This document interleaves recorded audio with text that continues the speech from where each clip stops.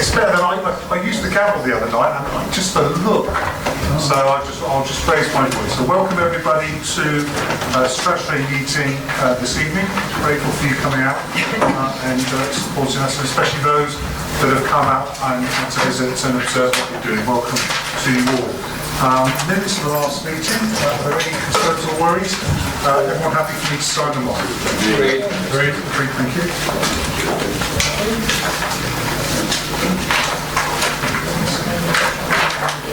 Okay, apologies. I have one Joe Guildford phoned me up no more than an hour and a bit ago on my way here to the earlier meeting, and she is unwell.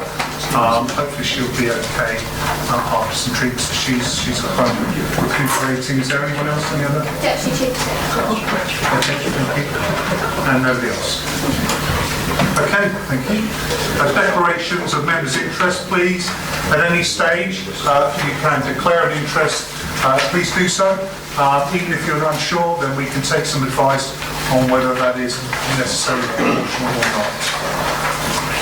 And we move straight into corporate issues, which I believe is mine.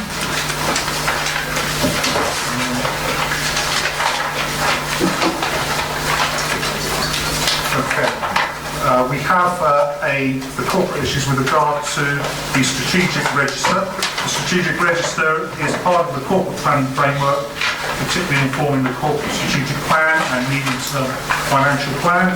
It was last reviewed by members in February 2019, so a year ago. It is appropriate to again review the register to determine the strategic risks. This document is reviewed by Corporate Governance Committee, and look at it on a regular basis. So with that, I open the debate. Anyone wish to say anything with regard to the risk register? Everyone happy with that? Are you then happy to update the strategic register to be adopted? Agreed. Anyone against that? And any abstentions? No? Okay, that's unanimous. Thank you. And the next one, please, is housing and the environment, homeless and rough sleeping strategy. Over to Councillor Cribbin. Thank you, Chairman.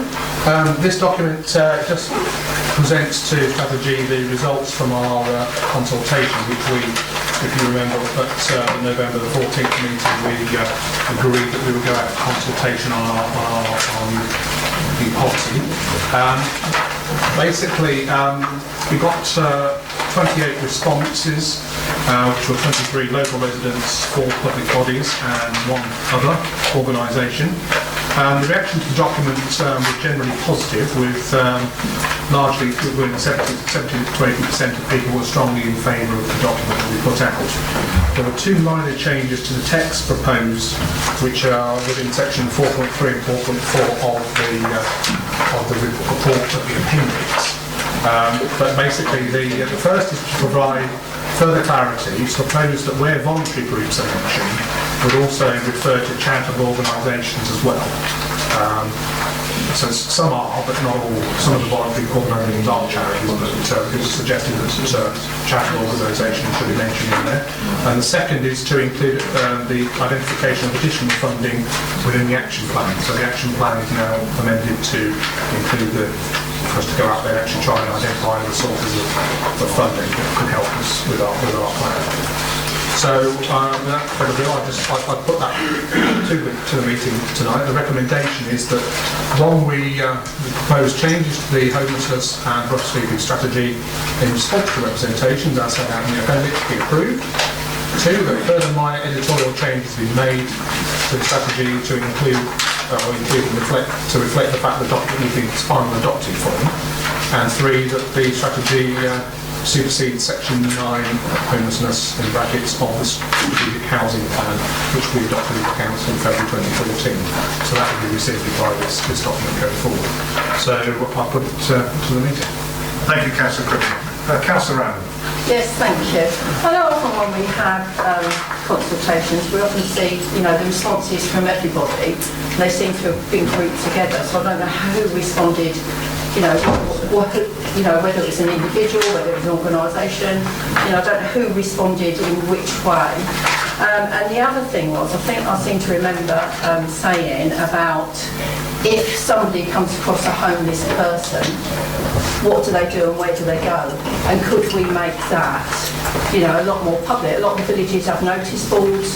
Could they have something, in a notice board, or we've got a notice board in Daventry, could there be something there? So if you come across a homeless person, this is the number to ring, or because there's so many people out there still saying, I don't know what to do if they come across a homeless person. And I'm sure I did state that when we looked at it before, that, so people can help them, direct them somewhere. Because it still seems to be, noted, comments are just noted. I always feel like nothing's really sort of acted on, which is a shame. Okay, thank you.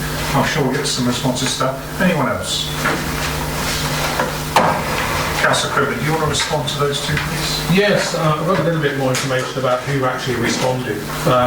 We've had 4 organisations. The thing is that on the responses, not many people actually identified who they were, so it was probably just individuals and a couple of parish councils that we could identify, West Haddon Parish Council and Welford, or 2 that actually responded. I noticed that no councillors did respond, so Councillor Randall, if you've got that, if you responded, it was something we could have put forward. Yeah.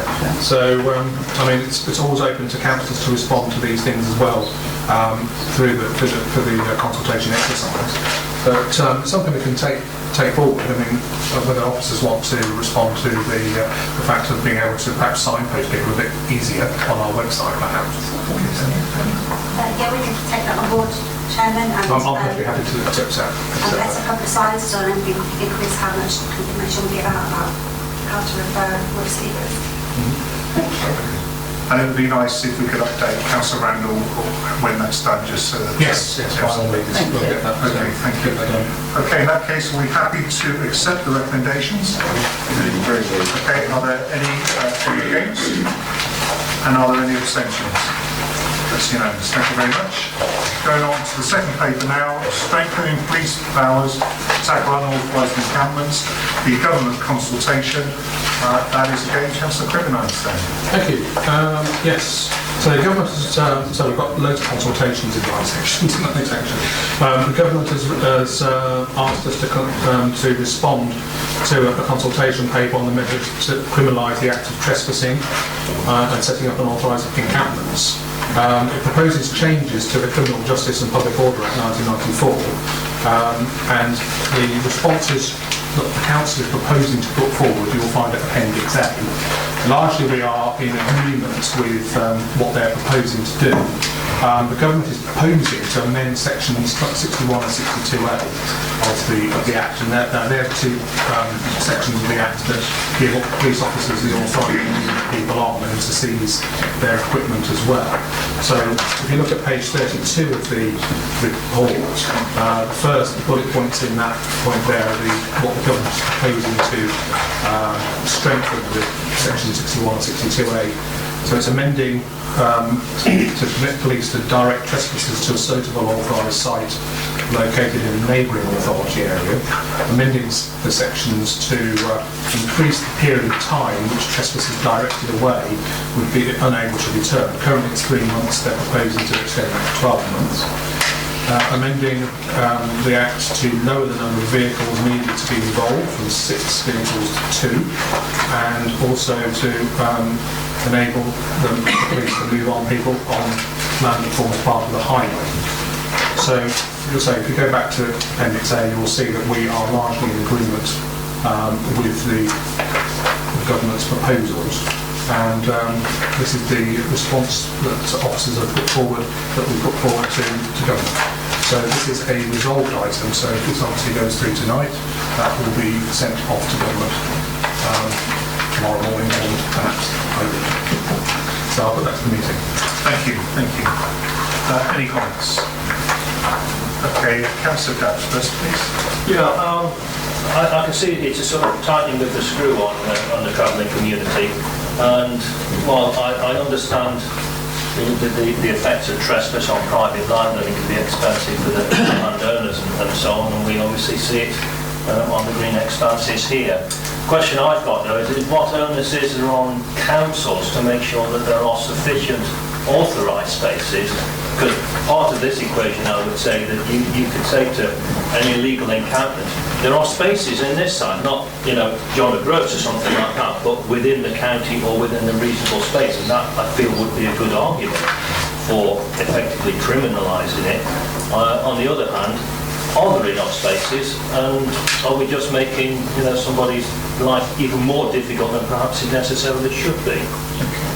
Thank you. We'll get some views on that. Councillor Hills. Yeah, I was just going to say I personally support this because I think that it's needed that the police have stronger powers than they currently got. I just wonder what effect that will have on us on council. Does it mean that they've got? Are they stronger to act from the council point of view? And I want to make sure that if the police have got stronger powers, that the link up is there for us as a council. Okay, thank you. Councillor Mark first, please. Thank you, a little while ago we were talking about our powers and possibilities of moving travellers on, weren't we, to specific having sort of out-of-town locations. Emergency stopping places. I just wondered whether, and that was, we were sort of discussing that and we were told that this was quite an innovative way of actually dealing with issues. I just wonder whether we're sort of putting forward that in the consultation, whether there's room for that, to sort of make that as part of the suggestion that there are actually places for people to go, because otherwise we just end up with other people's issues and other people end up with our issues, and it's a circle that goes round and round and round. So I'm just saying, I think maybe we should be pushing forward the option of not just moving people on, but moving people on to some way to go. Okay, I'm sure that will affect well. And Councillor Evans. That is an issue that we very often have in our ward. As you know, in Great Oxenden, it's a repeat issue, and the police has to move on. So, and I do think that it has been, despite all the engagement, and the parish have tried, and some of, because I have a huge encampment in our division, as we know. There is place there, but very often they don't go because they don't get on with certain part of the gypsy community. It's a very complex issue, and the police has been very engaged and tried to do their best. But I think for the community in large, when people abuse and go onto private land or go into a lay-by and so on, I think it's right and proper for them to have the power to do what they have to do.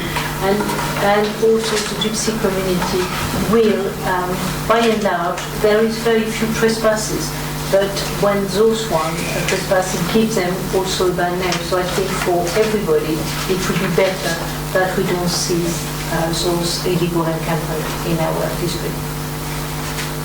I'd just like to add to the debate before we hand back to Councillor Griffin, is that I agree with you, Councillor Dabbs, it may be perceived that we are tightening the screw on a minority group, a hard-to-reach group, but there is a disconnect here with regard to unauthorised encampments on private land, where the landowner quite legitimately would say, can you please move on?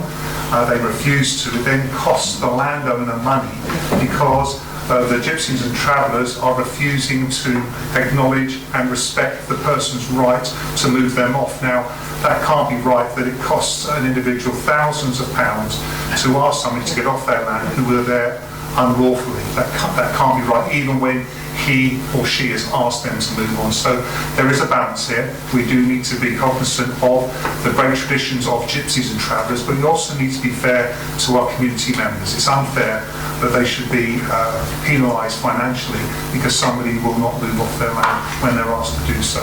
Councillor Crick. Yeah, I'll just come back on that particular point. The section 61 and 62 are discretionary powers by the police, so they're not obliged to have to use those. We are fortunate in Daventry that we are working up very much with emergency stopping places. We're getting to a point where we're very close to being able to roll that out. So we will have other places for them to go. we won't be, and I assume that the police will use their powers discretionally, saying, well, if there's nowhere else for them to go, they will be reasonable and proportionate about using that power, so they won't force people off and discriminate unnecessarily against that particular type of person, which is right and proper. Going forward, we have in the county, we have a county travellers unit that deals with encampments across the whole of the county. Police officers involved with that, and that they take forward. They do a lot of good work with the gypsy and traveller community, actually helping them. It's not just moving people on; it's actually helping them with engage with services, with educational services, with health groups and everything. So that they are really working with them. And this is just so to strengthen the police powers to move people on from private land, which obviously the CTU deals largely with encampments on public land. But it does give advice to private landowners. But obviously, as the chairman said, you end up with private landowners being severely financially inconvenienced by somebody that comes onto their land and damages it and won't move on. And this is to help redress the balance in some ways, but obviously we would ensure that the police, we would hopefully ensure that the police would actually use their powers in a reasonable manner and move people onto one of our emergency stopping places. Now, one point that I think Councillor Horsley was saying, we don't want to pick up other people's problems and things. The proposal, I think, is to, what we're saying is that there should be like a 50-mile radius in response to where we accept people from, and where that legislation should actually say that it should be a maximum 50 miles radius, so you don't end up with people being moved on from Scotland or wherever or down to Daventry. So it's a reasonable local thing, and one would hope that would link in well with district councils and county travellers units that they've got across the country and other areas as well. So it would largely, hopefully, be within your local area, so you have some control over it. I think, thank you, Chair. I think the only thing to add to that is that there are, through the planning system, that we're not planning to provide any sites for travellers. That was not picked up through the last exercise for that part of the local plan. So any sites that come forward will be through the planning system in response to demonstrable needs, so like these big individual families. So we're certainly not planning to do any big sites or travel pitches anywhere in the district. I don't think there's any actually in that front side of this, but actually I think that's the same across both parts of the patch. So that was just to clarify that point. And the police powers do link to the council. We're very much, through the county travel unit, we very much work with the police. More often than not, travellers come through, they don't cause a problem, they're on a bit of public land, not causing a particular nuisance. They say they're going to move on a week, they move on in a week. It does work quite well. And the emergency stopping place will complement this in the same way it complements the current legislation, and it would complement these changes too, because these are about having another last resort. And I think, to be clear, at the moment the police do not have powers to redirect somebody who is on private land to a location.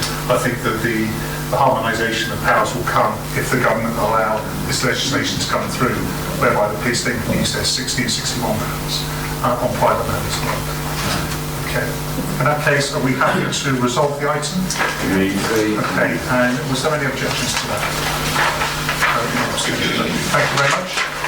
Let's move on, please, to consultation on a new public spaces protection order, and Councillor Crichton. Thank you, Chairman. So we currently have a public spaces protection order in the town of Daventry, where it makes an offence if a person fails to surrender alcohol in his or her possession. Perhaps we should say his or her possession, when asked to do so by a police officer, community support officer, or authorised council officer. So this is coming to a renewal in October 2020, 31st of October 2020. It's a three-year order. So in preparation for that to come up for renewal, we're proposing that we go out to a consultation to people in the district about when we renew this, to if possible add in new offences into a new PSPO, which are listed at 4.2 on page 40. So that's things like riding a bicycle, I suppose in an offensive way. So I would say continue to bus when asked by a police officer to stop, parking a vehicle or vehicles in an irresponsible way, running an engine in a parked vehicle, behaving antisocially outside of school. So we're proposing to go out and ask our people whether or not they feel that adding those into the new order when it comes up for renewal in October, whether they would feel that that is something they would support. So we're proposing that that goes out for consultation. The consultation will be starting probably a day or two after this meeting if it goes through, and I understand it's a 12-week consultation on this point. It's a bit longer than we normally do, but it will be a 12-week consultation, and then we'll bring back the responses to that consultation to the discussion. Thank you, Councillor. Put forward that we resolve, it's a resolved item, that we undertake a consultation. Thank you, Councillor Griffin. Councillor Randall. Yes, thank you, Chairman. Yeah, I read through this, and first of all, public space protection order, is it across the whole district? Which I assume it is, because it covers. It isn't. It's only because it says right in the be resolved Daventry District Council whether it should just be public space protection order. Is it just for Daventry at the moment? Yes. So I can say it's just for Daventry Town at the moment. We are actually proposing to, perhaps with the new offences, to actually go out to perhaps the whole of Daventry. So Daventry Town itself, it's just Daventry Town Centre at the moment, current order.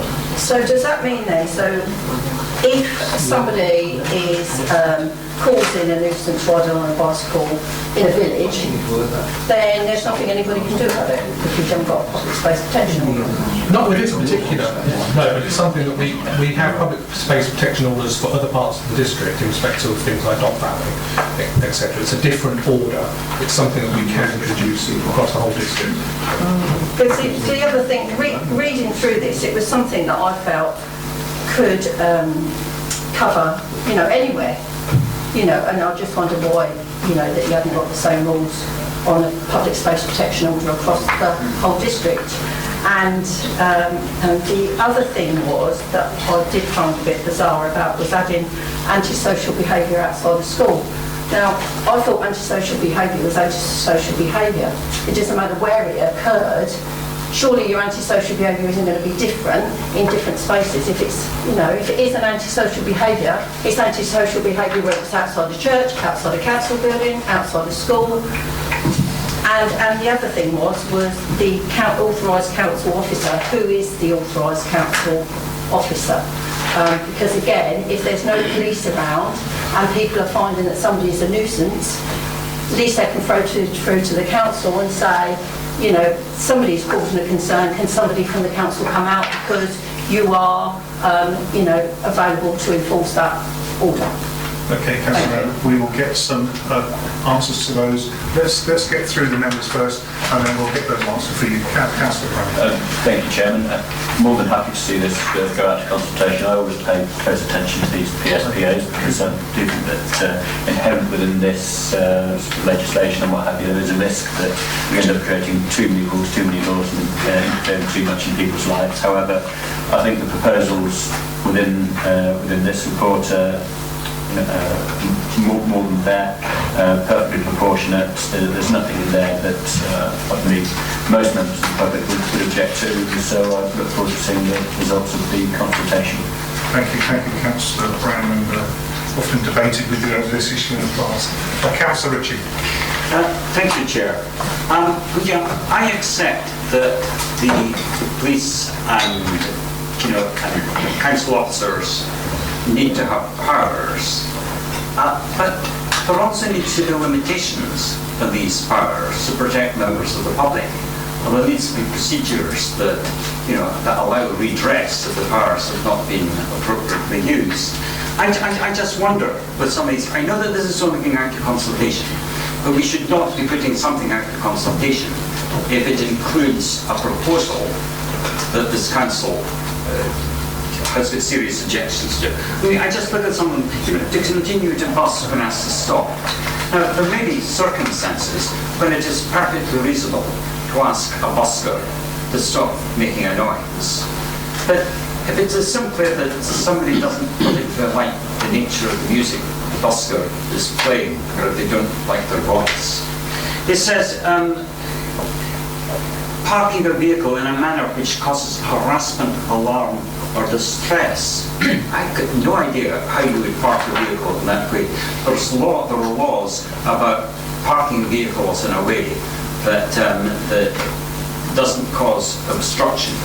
There are a lot of places where there are areas where it is designated that you cannot park.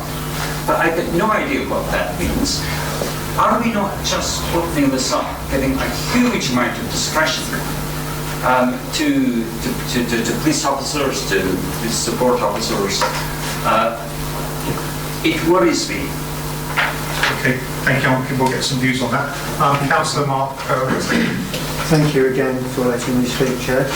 Yeah, I was a little bit confused by this as well, I have to say. I think it should be made, it's a bit odd that it doesn't actually say it's for Daventry Town. But I'm sort of with Councillor Ritchie on this one. I think it's sort of, on the face of it, you think, well, there's no harm in it, is there? There is no harm in it. And I know this is only a consultation and we're quite at liberty to say, no, we don't agree with any of this. I do think we need a sense of proportion around these things. And I mean, just for instance, I did have my car towed away the other day by the police because apparently I was causing some grief and possible distress to a homeowner. But what I'm saying is there were powers there for the police to come along and just tow my car away without any sort of without me having any sort of recourse. I'm just saying, it just seems we're just adding another list, and we do have other orders around this, don't we? Which I also personally I find them a little bit draconian, and I just don't like to see endless piles of new rules and regs that nobody really knows about. And I think they're just, there's quite a lot of vagary in what we're actually asking people here, what the penalties are. And I think if people are going to answer questions on it, the consultation does need to be talking about what the issues are, who can do it, the levels of around where they are. And I would hope that would be part of the consultation to make sure that it's fair and proportionate within what we're doing. Otherwise, it's almost a carte blanche to stop anyone doing anything. And I don't think we should be about that at all. Okay, Councillor Wesley, I'm sure between Councillor Crippen and Maria that we'll get some answers to those. Councillor Morgan. Chair, thank you. Talking about cars, actually, running cars, I'm not sure if this fits here or somewhere else, but I'm sure most members, particularly in the town, will be aware of those very noisy cars that there are so many of these days, with those extra loud sort of exhaust pipes and so on. How do we deal with those? Because there are many actually from a noise sense, and particularly a bit later we're talking about electric cars, noise cancelers. Where do those get covered? I think they're common use from my days in the force, there's an offence with regard to the noise that the car makes, but maybe that's been rescinded since I've retired. But it'd be nice to know when that's dealt with, but it'd be interesting because there's many some research on that. Okay, Councillor Crippen, we go to you and then we go to Maria. So. Yes, I'm just trying to think which question we answer first, but I mean, basically, I appreciate what Councillor Wesley is saying, is that we don't want to be out there just slapping tickets on people left, right and centre for doing little things. I think these will be things that we'll use our discretion in which to actually enforce, and we'll hope the police will do that as well. I mean, the police haven't got endless sort of like supplies of police officers to be out there doing things like that. So they won't be doing that left, right and centre. One thing somebody mentioned about busking, well, how can you tell about busking? I think we do have a problem on occasion within this town that there are some buskers that perhaps they stand outside a particular premises for a long period of time. Yeah.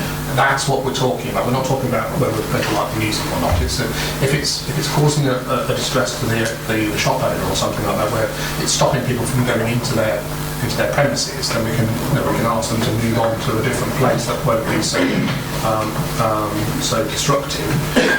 And the same with parking vehicles in. I mean, I appreciate, that does sound a little bit strange about causing alarm or distress, but we're probably looking at legislation here and regulations that dictate these words that we have to put into these regulations. We'll hopefully be able to expand that information, give the public a bit more information about what they're proposing, what they're asked to agree or not to, and how we would enforce that going forward. I think the Daventry District Council does have a very good reputation for not being heavy-handed when it comes to enforcing other PSPNs. We have our officers that go out. Once somebody asked about, well, who from the council would actually enforce this. We have our own officers that do go out. There's a dog warden, I think, that goes out there and puts tickets on, and gives tickets to people who are fouling in parts of the district. And we have volunteer officers that part of their role is to go out there and put tickets on people if they're doing things that they shouldn't do.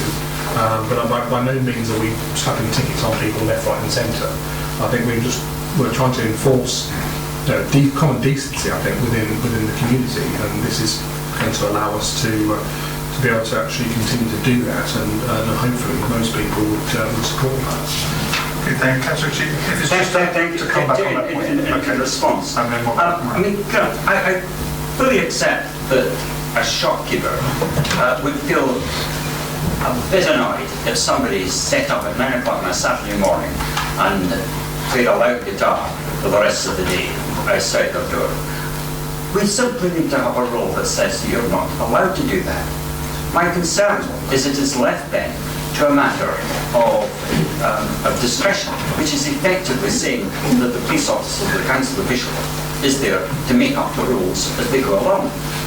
If you say that somebody is doing something that is not acceptable, it should be not acceptable because there is a statement of what is acceptable, what you can do and what you can't do. You cannot simply make up the law to suit a particular situation. And for that reason, I'm still concerned that this offers a huge amount of license to police officers or others to clamp down on what they might not like, what many citizens might not like, but nevertheless, which might be quite lawful conduct. I would just say that most enforcement discretion is very much part of the way that we police and enforce in this country.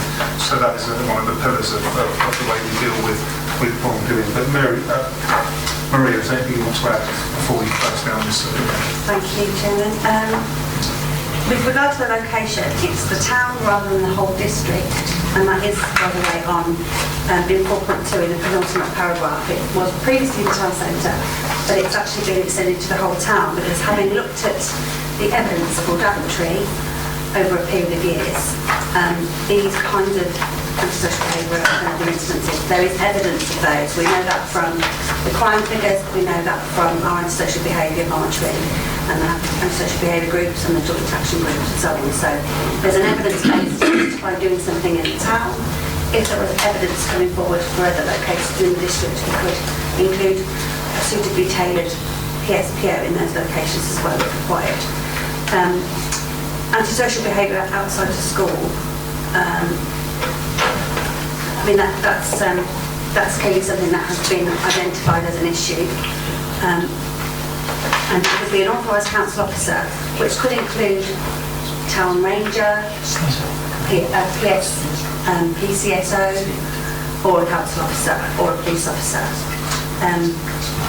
It is all about being fair and proportionate, it's discretionary. We would only designate suitably trained people behave in a reasonable and proportionate way to ever do any of this stuff. A good point really made by Councillor Wesley there. We could definitely include more details about what this might look like in the consultation, penalties, give examples and so on. That's a really good suggestion. It's my understanding that noisy cars are dealt with within the moving traffic offences, but if there are noisy cars within a location, that would be within the council's jurisdiction. Parking a vehicle you'd be surprised the extent to which neighbour disputes and neighbour nuisance comes out. If you're blocking your driveway or always parking in front of a school, for example, if there was somebody who was a repeat offender and either a council officer designated to deal with that could deal with it, or PCSO or what have you. So it's about having those powers when simply asking people to be more neighbourly hasn't worked. Okay, if it's quick, Councillor Randall. It is very quick, but I'm just thinking lately on social media there's more and more people putting things about neighbours parking inappropriately, and you may find that it might be the police, the police are so busy anyway, same as the PCSO, regarding got anybody left now, that you might be inundated with calls, and that council officer may be, you might have 2 full-time council officers going out just to deal with parking issues that, We're hoping with the extra police officers coming on board and after the consultation we'll be able to re-debate this with regards to what they come up with. Councillor Howard, very quickly please. It will be quick. This is just consultation, isn't it? That's going out to the public of this town. Let the public of the town decide this. Yeah. Okay. It won't be about raising expectations. You'd be surprised how often we get contacted through people wanting us to take action against parked cars. This isn't about people having lots of cars on their drive or just this is about when it actually causes an immediacy issue. So it's all about being reasonable. So it will go to the public. Yeah. Okay, thank you. Are we happy to resolve this? We agree. Is anyone against? No? Okay. And any abstentions? Okay, moving on. I think this is your last one, sir. This is the future home standard consultation. Over to Councillor Privet. Yeah, I think so. We're all about consultations on my section tonight, aren't we? This is the government's consultation on future home standards. I think where it's placed in the agenda tonight, it dovetails nicely with the next item on the agenda about the climate emergency. So we had a briefing session prior to this meeting tonight, and it was mentioned in that. The government is, through its from the HCLG, is asked us to respond to its consultation on its plans for achieving the future home standard going forward. And I think we, officers and myself, we've been influenced quite heavily by the climate emergency task panel with response to the answers to this. So hopefully they'll be quite satisfied with the responses that the council's putting forward. Just interesting, if you'd like to look at the appendix on page 48 onwards, these are the responses that we're proposing to put forward to government on this. We are actually even more strict than the climate emergency task panel actually on question 1. We are proposing that the government tries to reduce its CO2 levels even higher, 75 to 80%.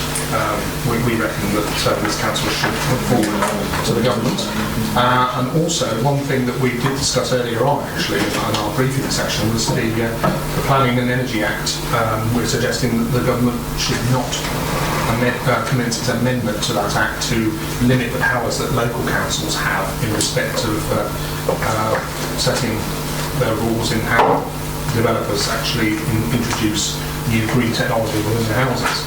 So I would think that Strategy Group and particularly Councillor Ritchie and his group would be supportive of the comments that we're putting back to government on this. So the advice we're putting forward tonight is that the response to appendix on 48 onwards, page 48 onwards, go forward to government. The consultation period ends, I think it's tomorrow that the consultation period ends on this one. And we have an additional item on here that's a recommended item. The first is a resolve. The second is a recommended item that the council joins the UK Green Building Council, which is something that the climate emergency task panel has also suggested that we should do. It's something there's no cost to this council to do so, and it means that we are showing our support for this going forward. Okay, thank you. Just some words of counsel with regard to this. We've got the substantive item coming next. What I don't want is a repeat of debate and argument over the two papers. So is there anyone that specifically wants to talk about this one? Councillor Ritchie. Only to say that I just assume that our planning officers have used their their good sense in producing this. I think it's great. Thank you, Councillor Ritchie. Thank you, Councillor Chandler.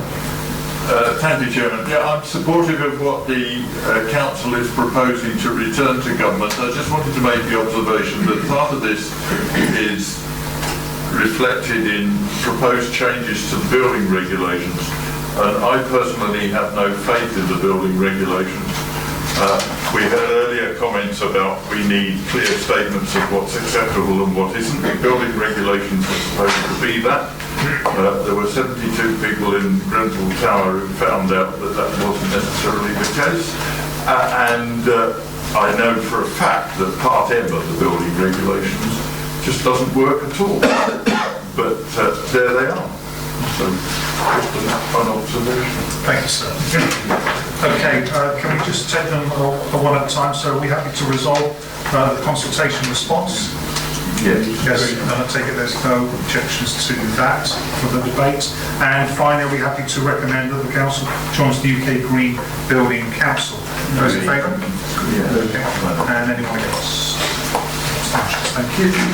Okay, thanks very much. In the absence of Councillor Guildford, my Deputy Councillor Adam Brown is going to take on this paper for us, sir, so over to you.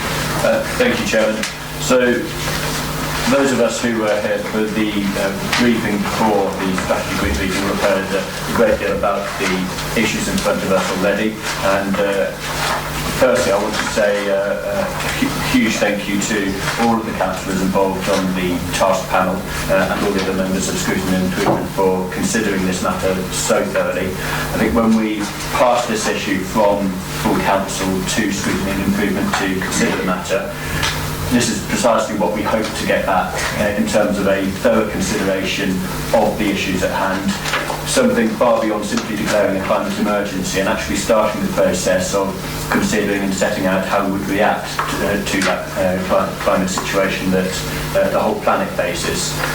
I know that the original paper put forward, I think it was 57 recommendations, and although I know that some members of the task panel take issue with that, personally I would like to thank officers for condensing those down to 20. It will make life slightly easier, even though I'm sure we'll still have a very interesting time navigating our way through 20 recommendations, the vast majority of which, in my opinion, are perfectly reasonable and very, very productive.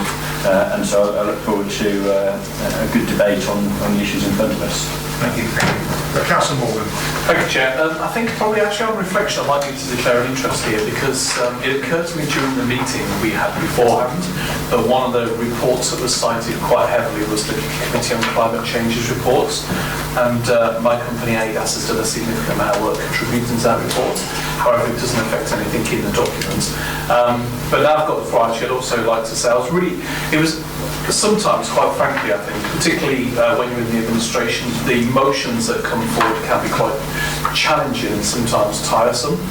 But on this one, particularly having also been previously a chair of scrutiny, I was very pleased that it had gone back by Councillor Brown, and I think you get a better piece of work. And I think actually there is, like I said in the meeting earlier, a dissonance around using the word climate emergency, then having to go into a long planning period about it. But I think this is such a chronic issue that we do need to go away and plan properly and think about it. And I think what the panel have done here is produce a very comprehensive report. I know the main challenge is, some of the time is going to be now and some of it's going to be in the new unitary, but I think there is work we can start doing now, which is reflected here, which will feed into the unitary. I don't think we should delay it. I think we should start, but I'd much prefer, rather than always motions coming through, that actually the scrutiny and improvement panel is used in this way to do more comprehensive piece of work. And I also thank the committee on it, and I certainly would like to give this a lot of support. Thank you.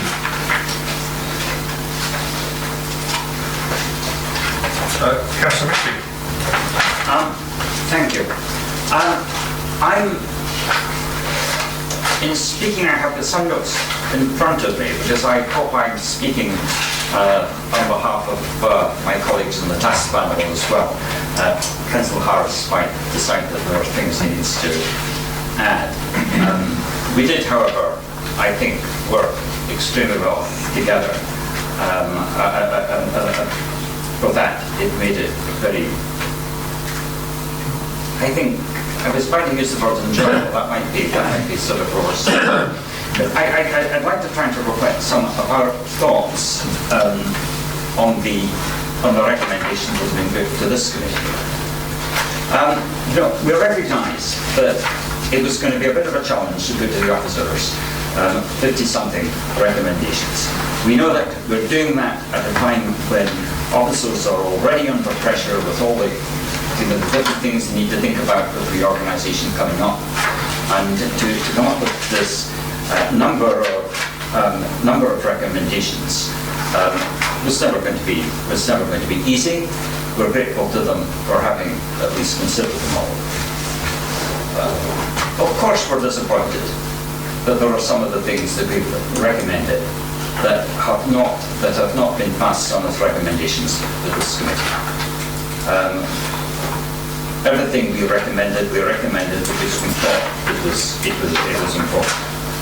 But we accept current circumstances make it difficult, and there are some suggestions that the officers have made that we think are exceptionally positive,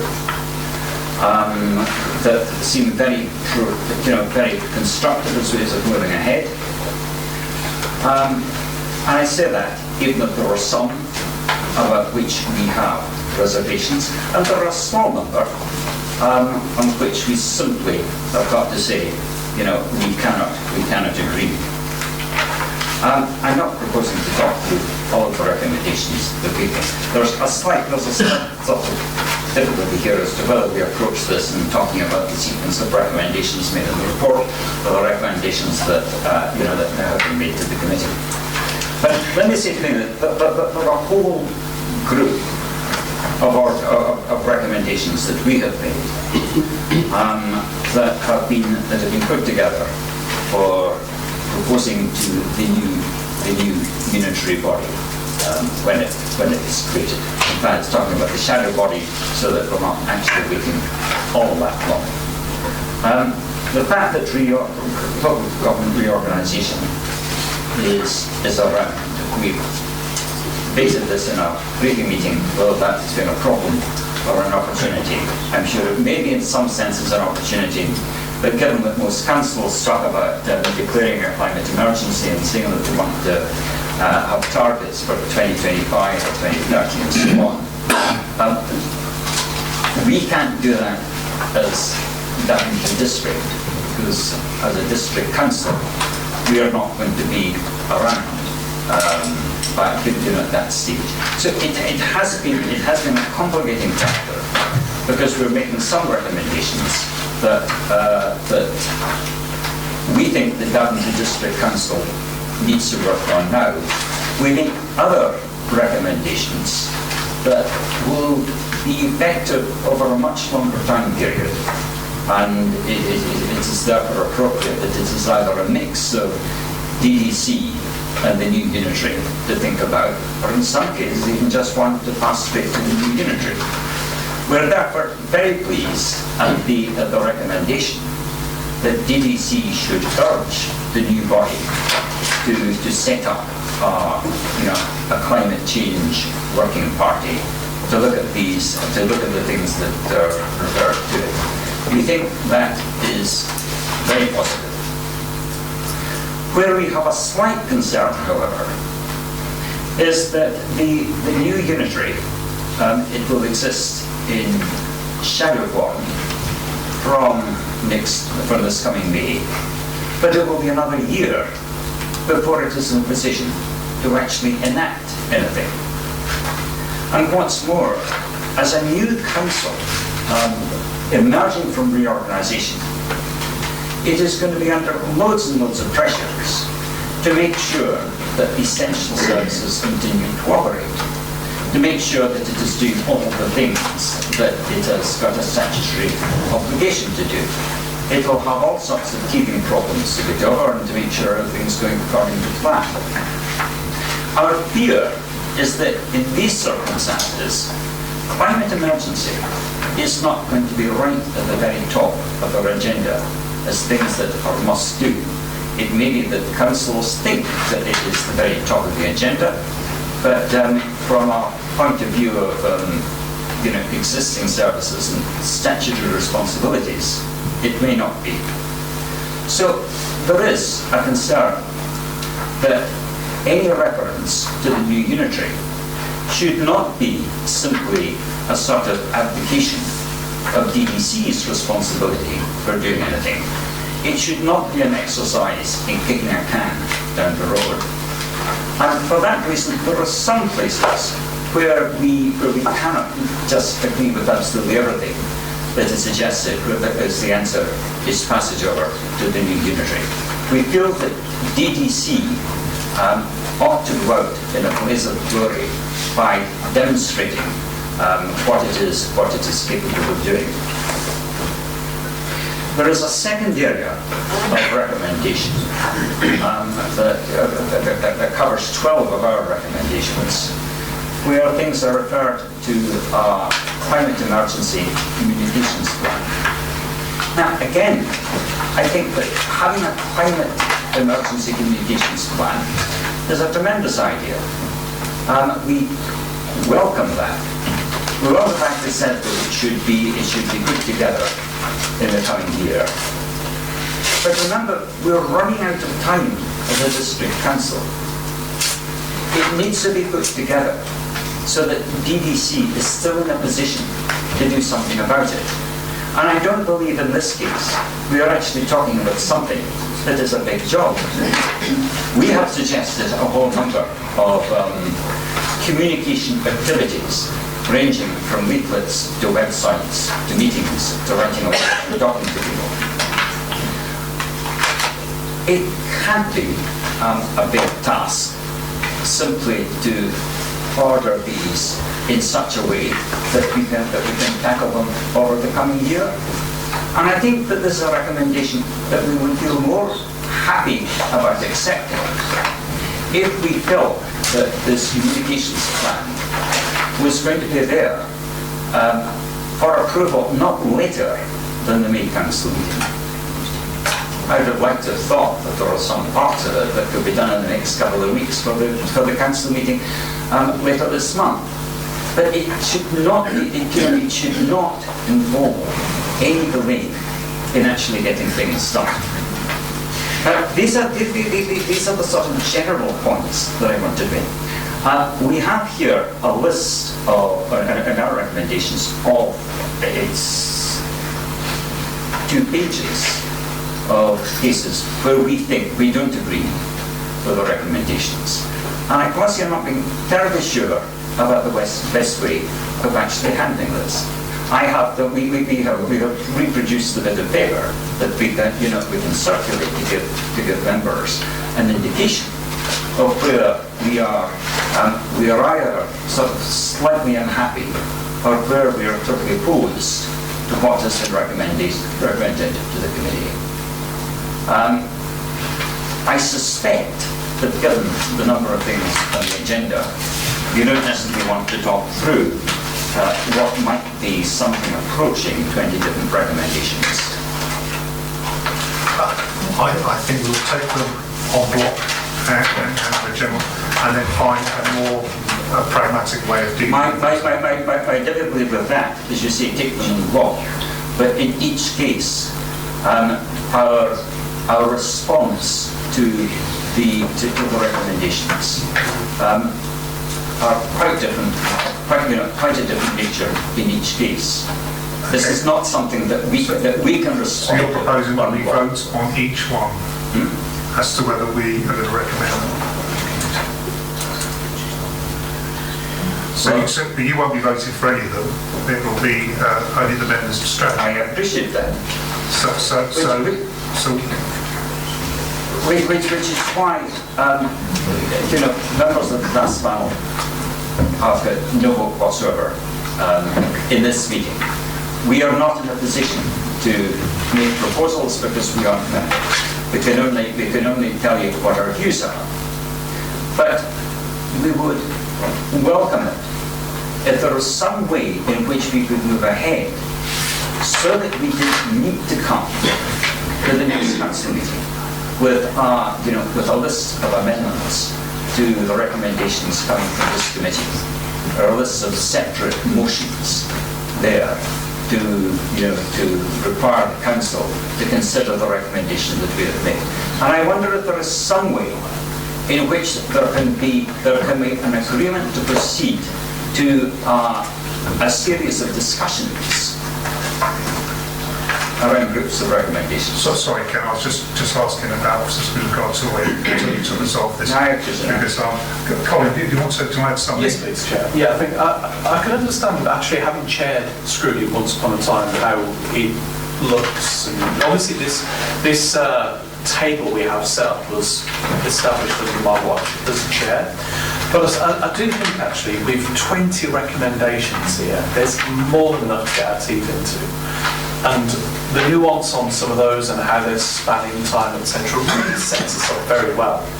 I wouldn't feel entirely comfortable going through the whole list again and deconstructing it. So I think we also have to, I totally get this issue, of course I do, but I think with 20 there and all the other stuff on our plate, we've got plenty to get on with without spending the rest of the evening deconstructing. I think Councillor Ritchie's team have done a great job, but I think 20's got to be an agenda busting amount to get on with. Certainly as chair, we will not be but we've got lots of work to do, and this is not going to be resolved to your satisfaction this evening anyway, so we won't waste any more time with regard to that.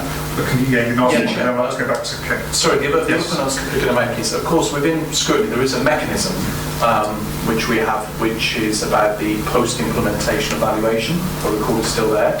So the scrutiny committee will still have an opportunity to have a look and hold the council to the final how they're being implemented. And I think even with 20 of those to have a look at over the next 6 to 12 months, plus all the other work, there's plenty to be done here. Okay, thank you. Can I just come to, Alan, is it pertinent to this point that was made here? No. Okay. Councillor, you want to finish off that, and then we'll move on to someone else. I just wanted to be clear the nature of our concern. If you take recommendation number 3 of the front page of the officer's report, the one I referred to, urging that there should be 79 issues referred to a working group for the new unity. Now, do we support that? Well, no. We could support, but there might be within it. It might be that 40 issues would be perfectly happy to be referred to the unitary. But it's the way that this packages together 17 different things. Some of them, yes, of course, put it to the unitary. But there are other things where we think it is entirely wrong that DVC itself does not take action.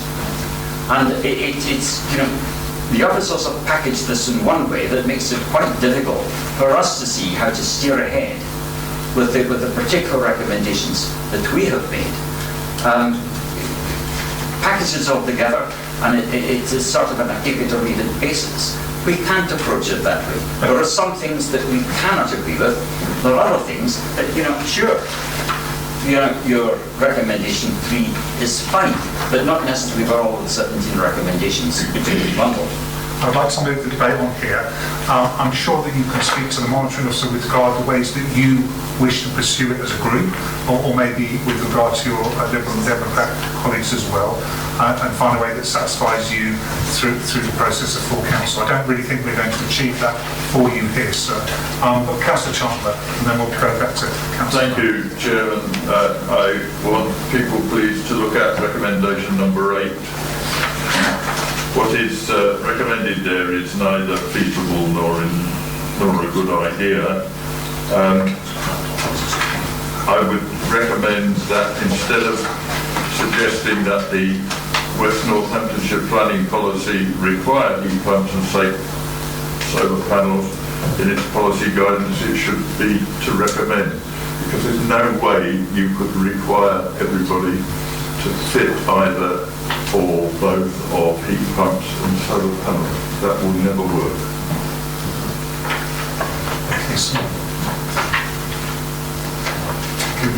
some advice on the wording of that. It needs to be smart, doesn't it? So, Chairman, if I may, I may have some difficulty with the view expressed, but nonetheless, the advice here is to ask the planning bodies to consider, lost it now for a moment, and if that consideration results in the outcome that Councillor Chandler suggests, then it does. So I don't think there's any harm in the recommendation being perhaps in the form that it is, because the result will be. Fair enough. I think that's great. Can I come to Councillor Randall? Thank you, Councillor John. Yeah, I will come back to you. You will. There is not my paper, Chairman. I wanted to contribute to the debate. You can do both. You can do both. Can I just come to Councillor Randall, as I did promise, and I'll come to you, sir. Yeah, thank you. Yeah, I'd like to thank the task panel for the amount of work that they put in, calling the public meeting. It was amazing that night, really. I've never seen the public so engaged. You know, sometimes we only get, like tonight, we've had 28 responses. Well, I think there was well over 50 people in here that evening. So, you know, it was really, really, really good. But for the amount of work that's gone in, I'm really actually disappointed, because all it seems to... I'd like to actually know what actually are we doing, because you read through all the proposed recommendations, and it's pretty much, you know, we urge the Shadow West Northamptonshire Council to consider, you know, and this is how it goes on, and I'm thinking, but what actually are we doing now? You don't declare an emergency, a climate emergency, and then sit back and not actually start working on things now. And it's even like engaging with secondary schools. Why can't we start engaging with secondary schools now? You know, why do we have to wait? So I just think it was quite disappointing that we just seem to really not doing a lot. So with regard to the communication plan, Maria, do you want to just feedback on that? We've taken on board the comments. If members wish, we could change recommendation 7 to be climate emergency communication plan to be prepared and delivered during 2021. So that is definitely more explicit, measurable in year. So if that's the sort of thing you're looking for, that would be easily achieved. That's what members wish to amend. Can we simply insert that as an amendment and then carry on with the debate? And then vote on it? Yeah? Yes, Chairman, if it's the wish of the committee. Okay, well, let's insert that, and then if anyone has any objections, again, it makes it more specific. Can I come to Councillor Brown? I do apologise, sir. No problem, Chairman. Four of the recommendations that I just wish to take a slight issue with. Firstly, and most simply, recommendation 19. This might be slightly pedantic, but I believe it should read to consider alternatives to petrol and diesel when machinery needs replacing, because of course an alternative to petrol is diesel. We wouldn't want to go in that direction. So slightly pedantic possibly, but I think it's just necessary clarification. Jim, the reason for that is because the equipment that the task panel had in view is all petrol. It's mowers and things, you can't get petrol from mowers. In that case, we'll move on. On recommendation 5, we had the Chief Executive appointed member of the Senior Management Team as Climate Emergency Champion. I mean, I struggle with the concept of us telling the Chief Executive how to do his job and how to manage his senior management team. So I'd just like a view from the Chief Executive as to whether he believes that is the most effective use of resources, or whether the issue could be managed better by encouraging all of the senior management team to consider the climate emergency issue within their portfolios. The first thing I would say is that the senior management team is likely to change very soon, because we have Simon is retiring, and I am working on a plan for organising the senior management team post Deputy Chief Executive. I mean, I took exception with the original wording of the report, but I think this gives me the opportunity to do whatever I need to do, which is in effect what the Chief Executive does. Members set policy, the Chief Executive will actually implement that policy. So I don't think this ties my hands as much as the original recommendation did. That's fine. I'm happy with that if the Chief Executive is. On recommendation 11, which is exploring amending the SIL infrastructure list to include measures to offset carbon emissions. Firstly, thank you very much to Maria, who gave me some additional information on this. I'd just like us to consider whether this really is consistent with the intentions behind SIL, and whether we as a committee are satisfied that offsetting CO2 emissions is the best use of that levy, because ultimately we're potentially going to be, foregoing some pretty vital infrastructure in favour of carbon offsetting measures, stuff like a new health centre, a new leisure centre, many other things that have significant benefits to communities, in favour of inserting these measures that actually could possibly be better dealt with by other legislation that would come from central government. I just think it moves ever so slightly beyond the intentions of the community infrastructure levy, and it's more of a question in my mind than a very firm opinion at this stage. But I just think we're pushing the boundaries of SIL here, so I'd be interested in views on that. And even just allowing the list to consider those measures. I just think it's a point worthy of debate on that specific item. And then finally, one where I do have a slightly more firm opinion is number 15, exploring the Daventry Town Council, the feasibility of a green market. Now, within the report itself, a green market is defined as one that promotes vegan and vegetarian produce. However, the UN's IPCC advised that balanced diets featuring plant-based foods and animal-sourced food produced sustainably in low greenhouse gas emission systems present major opportunities for adaptation to and limiting climate change. So the UN's IPCC is quite clear that there is a place for animal proteins as part of combating the climate agenda. And I just think that limiting the definition of a green market in such a way to the exclusion of local meat and dairy farmers isn't actually a holistic approach of educating the public of all their options. Because whilst I think we can all accept that burning down huge swathes of the Amazon to provide opportunities for cattle farmers is absolutely horrific, effectively putting beef from Brazil on a level playing field with beef from Brixworth is not appropriate, and I really do think that we as a district council have an important role to play to support the rural economy and support local farmers. And I do think that on occasions that I have very real concerns that the climate emergency agenda is somewhat hijacked by people with alternative agendas, such as anti-capitalists, the more militant wing of veganism and the like. So I would be keen to see that amended to a green market, including local sustainable farmers of meat and dairy products. Just to clarify. We may have to think about how we are going to deal with it, whether we have to go through one at a time or whether we can tie them down. So with regard to that addition, is there anyone that would object from the group to adding, what were those words please? Local sustainable added to. Is it, just with regard to that point, is there anyone that would object to the rewording of point 15 with regard to that? You would? No, Chair.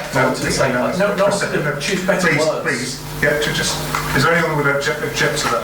Part of the committee, sorry. It's part of the committee. Okay. All right. Now with regard to the better words. Yeah, so I fully support Councillor Brennan. I was going to say the words are better locally sourced and sustainably produced. Agreed. Yeah. Can we add that? Now, so that's all your points covered with regard to the individual points. So at the moment, we are still all agreed on taking them on block at the moment. Okay. Can I first of all come to, sorry, we'll come to Councillor Osborne. Can I come to Councillor Evans-Smith first, please? Thank you, Chairman, for letting me speak. My view about, I might be written down, but climate emergency task panel and all the recommendation, I think, and we create, everything is about climate emergency champion, and it may be good, but for me, we need to speak about sustainability, and that is missing, because we are all acting to combat something that is beyond us, where we can all become more sustainable. and sustainability doesn't have this, for me it's a better word, because we can all do something to be more sustainable. Climate control, we have things we cannot influence, and I will agree with Councillor Brown when he said that sustainable sources of for our farmers, because I was reading an article about January vegan, and in fact you have three. When you are vegetarian, you use soja, you use a lot of avocado, and you use almond milk, and those three products are much more non-environmental friendly than a little cow that is sustainable, rare in our village in Northamptonshire. So I would also urge that it's not because it's vegan that it doesn't make our climate emergency better. So for me, if we could, all what we do, we can also add sustainability, because the purpose of Earth is to be sustainable. And climate emergency, I find it rather alarmist, which we need to do something, but sustainability is the way forward. Okay, so generally with regard to the narrative to use sustainability. No, can I come to Councillor Osborne then, next please? Chairman, I haven't been involved in any of the issues or talked about it, only in planning, where I see it quite useful to be able to get applications that have these issues built in, so that actually houses have got to be built with them in, and also units when they're constructed have to have again built-in ways of helping the world. I just think that listen to all these, just these 20 ones here, just everyone we're looking at here actually talks about, as quite rightly somebody said, about another council, asking another council to do it and to look into it. I look at, and I listened to the argument a minute ago, the discussion talking about Brazil and Brixworth. Well, the amount that this district is going to do the effort is much better to get involved with correspondence with China and America and the big countries that are actually causing the serious problem. I would have thought it would be more constructive to, you may have already done it, I don't know in your little group, but I would have thought it would be more constructive for us to lobby China and the right people in America and the right people in all the big users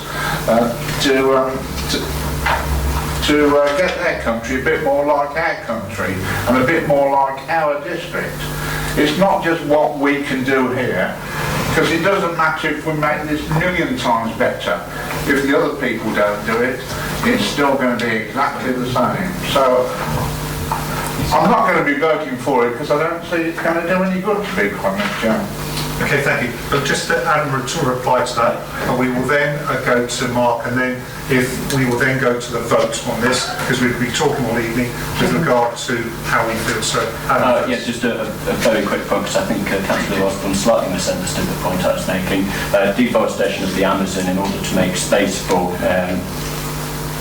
intensive cattle farming is a recognised problem, especially under the new presidency of Jair Bolsonaro in Brazil, and so that's the comparison I was drawing. Clearly, China is a huge polluter. I read the other day that if they reduce only their coal use by 50%, it would be the equivalent of the whole of Europe, including the UK, going completely carbon neutral. So I don't deny the issue, and Councillor Osborne's right in that regard, but my point about Brixworth, Brazil and being still stands.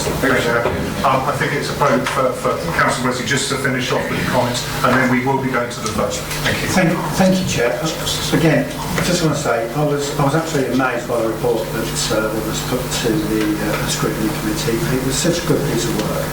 And it just goes to show how difficult this is. When we've heard it all tonight, everyone's got their little nuanced view on the way things should be done. And without being picky or anything, every single one of those recommendations that came through the scrutiny, we could have picked up on and been there for 5 weeks just talking about every single item. And I think we took the decision was that it was a global view that all councillors should actually have a view on, and it's been interesting tonight to hear those views. And I think we have to look on it, this report and these recommendations within that framework. This is almost an enabling piece of enabling recommendations, and we should be open to expanding them going forward this month, next month and beyond, and also pressing them into the new council. And it's like having a climate champion. We can be pedantic over what a champion does, but the way I see it is that person is going to be responsible for the things that this council wants to do, and should be actually looking to push those forward. This is a starting point for us. I don't think any of us should get too tied up in the minutiae of it and all of the bits and pieces, because everything is expandable. I mean, for instance, I could add wind turbines to heat pumps and solar panels, and then there's kinetic versions as well. And there's future technology. We can't get the green market. Well, let's have a green market. It's whatever the green market is. If you want to refer it back to the UN, then we refer it back to the UN. But let's not get too tied up in the minutiae. And that's what Councillor Osborne saying, that we can do no good. It's small beer in the scheme of things, but if everyone does their little bit and becomes a shining example of how things can be done, because my view is, if we do these things right, it's actually a better way of life for people. It's better that we have cows in Brixworth on a sustainable footing than great big, huge expanded farms across America. So there's good things to be done here, and let's not get too tied up in the minutiae of the politics of it, and let's just take it forward and do something. Right, I understand the comments. I'd like to thank Mark, and I think his comments are actually a good way to end this debate at this time. I'm sure there'll be further debates to discuss. And I'd like to thank those involved in the tasking panel. I'd like to thank, it's a great example of cross-party working. All right, maybe not everybody's getting what they want, but this is a really, really good start, and I'm sure that we will build upon it, not only now, but in the new unitary.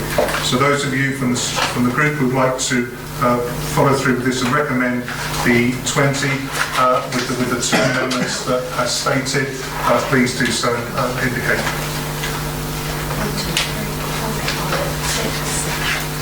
Okay, and any objecting to it?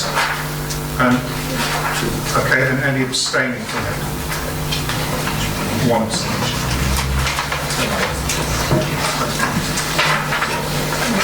All right, thank you. I do apologise. We've got a lot more work to do, and I'm sure that we'll have lots more debates on this going forward. But, moving on, thank you. And this is to strategic planning issues. Is that? Thank you, Chairman. I'll try to keep these as brief as possible. It is more familiar ground for everybody. We start with the proposal for considering the consultation results from the draft conservation area appraisal management plan for Woodford, Holt and Hinton. You can see from the papers that at a previous meeting in October we resolved that the consultation should take place, which it did for the 6-week period designated, and this followed an exhibition which was held in Woodford Hall in February last year, and there was another exhibition during the consultation period. 8 responses were received during the consultation. This particular consultation is a good example of how consultation is effective, because, as many of you will know, Woodford is particularly significant in the history of the railway system in this country, and some members of the parish were concerned that bits of railway history hadn't been included in the conservation area, so they suggested they should be. Skew Bridge on Station Road and Station House on Station Road. And having had another look at that, it was decided that they were right and they should be included in the conservation area. So there's some positive action arising from a public consultation. And a further respondent suggested the inclusion of a particular property in the local list of non-designated heritage assets, as it were. There was some response regarding the areas of archaeological potential, and it was agreed that apart from a small area which was included in one of the previous inclusions, that the other areas needn't be included in the conservation area. So as a result of the consultation exercise, you are now asked to approve the recommendation that the proposed conservation area boundaries as set out in the appendix be designated, that the proposed changes to the area appraisal and management plan in response to representations as set out in the appendix be approved, that further minor editorial changes be made to reflect the fact that it will be in its final adopted form, and that therefore the conservation area appraisal and management plan for Woodford, Halls and Hinton be adopted as a supplementary planning document, that the local list entries be agreed, and that further work be undertaken for proposed Article 4 direction, and a further report will be presented to the strategy group in due course. Those are the recommendations. Thank you, Councillor. And Councillor Liz. Well, thank you for allowing me to speak, Chairman. I think this appraisal is an impressive example of the local knowledge of our officers. They are the people who produce this document. And my parish council are also very appreciative of this work. In particular, the old railway families in the village, and there are a lot of them, are going to be very happy indeed to see the inclusion of the Skew Bridge. Overall, thank you so much for this. Oh, and I have to tell you, I live in the conservation area. Thank you, Councillor Griffin. Anyone else? So thank you. Can we then take it? Are we happy to recommend? Agreed. And I take it there were no abstentions or objections to that. Thank you. Let's move on. Thank you, Alan. Article 4 directions. Yes. You heard a reference a few minutes ago to Article 4 directions, and that when further work had been done on them, they would be brought back to strategy group. This report concerns the Article 4 directions for 6 conservation areas that have been dealt with in the past, and I'm simply asking that you accept the recommendation that these Article 4 directions be confirmed and we pass it on to full council for approval. There was a consultation on the Article 4 directions, and it was carried out by local advertisement and site displays. We also wrote to every owner and occupier of any property affected by the Article 4 direction. 12 responses were received. They were mostly positive. We did get some objections from residents, and we also got a number of questions. People are often confused.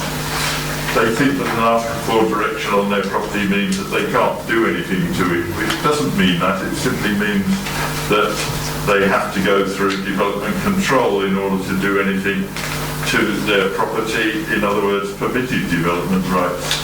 are removed, and this is in order to preserve the integrity of the conservation area and its immediate surrounds. If this is recommended to go to council, and if council confirms it, then we have to write again to all the owners and occupiers of properties on the list to tell them that this has been done. And we also have to tell the Secretary of State, and the Article 4 directions will come into force on the 2nd of November 2020. So if you want to completely modify the front of your property, you've got 6 months to do it. So that's what I'm asking, Chairman, is that the strategy group recommend that these Article 4 directions for Alston, Bolton, Daventry Town Centre, Brixford, Boughton and Braunston be confirmed. Thank you, sir. Would anyone like to speak on this one? No? Okay, thank you. Let's then take it to the vote. Are you happy to recommend? Agreed. Okay, thank you. And no objections or abstentions. Okay, let's move on. The adoption of Stone Line Church's village design statement. Yes, this is another tool in the toolbox, as it were, for development, control and recommendation, where we invite communities to come forward with a village design statement which sets out what they think are the particular attractive properties of their community, and how they would like it to be preserved if possible, or at least continued in a certain guided way. There was a consultation, and that consultation produced 3 results from statutory consultees. Anglian Water supported the aims, but specified a particular textual alteration to one of the guidelines to specify the type of water being referred to. That's whether it's surface water or what it is that you're talking about disposing of.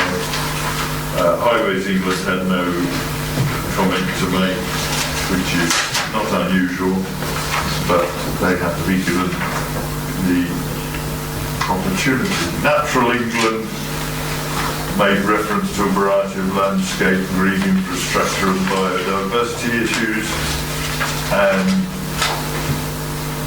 the comments on the green infrastructure highlight that this is a network of connected spaces, and that was not currently emphasised in the VDS guidelines. It suggested that perhaps one of those guidelines could be altered to specifically refer to that to help in the future. One response was received from Wheaton Parish Council in relation to a traveller's site, and it's considered that consideration of the change that they were recommending is outside the remit of a village design statement, so it wouldn't be appropriate. But the character and appearance of any new buildings will need to consider the guidelines set out in the village design statement. The figures that are included in the village design statement caused a bit of confusion, because red lines drawn around things in order to illustrate points caused confusion that this was village confines line, which it wasn't. So that should be removed, and guidance is clear that the VDS shouldn't seek to define village confines.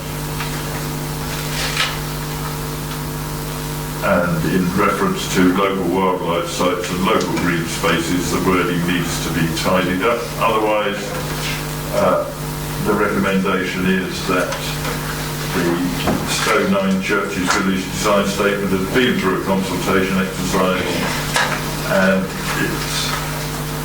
the recommendation is that the proposed changes should be approved, that further minor editorial changes because it's the final adopted version, should be allowed, and that the revised village design statement should then be adopted. That's it, Chairman. Thank you, Councillor. Thank you, Chairman. Just as local ward member to say that this has my full support. I know that residents in Stowe worked very, very hard on this BDS, and Stowe Nine Churches is unusual in that it's actually two separate settlements of Upper Stowe and Church Stowe, both of which are particularly lovely. So I'm happy to support this. Good, thank you. Okay, members. Okay, who happy to recommend it? Very good. Thank you. No abstentions or objections. Thank you. Chapel Brampton, sir. Yes, thank you, Chairman. Members might remember that we considered the Chapel Brampton Conservation Area Appraisal and Management Plan before, and we recommended in September that the conservation area boundary be designated, superseding that which was designated in 2000, and that the usual additions about the local list and ask for directions. It was also resolved that as a result of further information gathered during the consultation for the previous conservation area consultation, further focused consultation should take place on draft design guidance for Cedar Hyde, a distinctive modernist development which is within the designated conservation area. This happened. The draft design guidance was subject to a formal 6-week public consultation in October-November last year, and because it didn't relate to any boundary changes, the parish council was contacted. We didn't expect much of a response. 3 responses were received. They proposed actions in relation to those are set out in the appendix. One respondent requested that the tarmac used on the road service should be turned red, as it had been originally in the 1960s. And of course, such things are beyond this council, but we could include a recommendation that historic surface material should be used, and that's it really. Historic England didn't seek any changes, what a surprise. So the recommendation here is that the proposed changes to Chapel Brampton Conservation Area Appraisal and Management Plan in response to the focused consultation on design guidance for Cedar Hyde be approved, and that the usual further minor editorial changes to reflect the adoption also be allowed, and that then the Conservation Area Appraisal and Management Plan for Chapel Brampton, as amended, be adopted as a supplementary planning document. Thank you again. Anyone to speak? You're happy to agree the recommendations? Agreed. No abstentions or objections? Okay, let's move on, please. We're making progress. We are, sir. We are indeed. Right. Thanks. Joint strategic governance. Yes.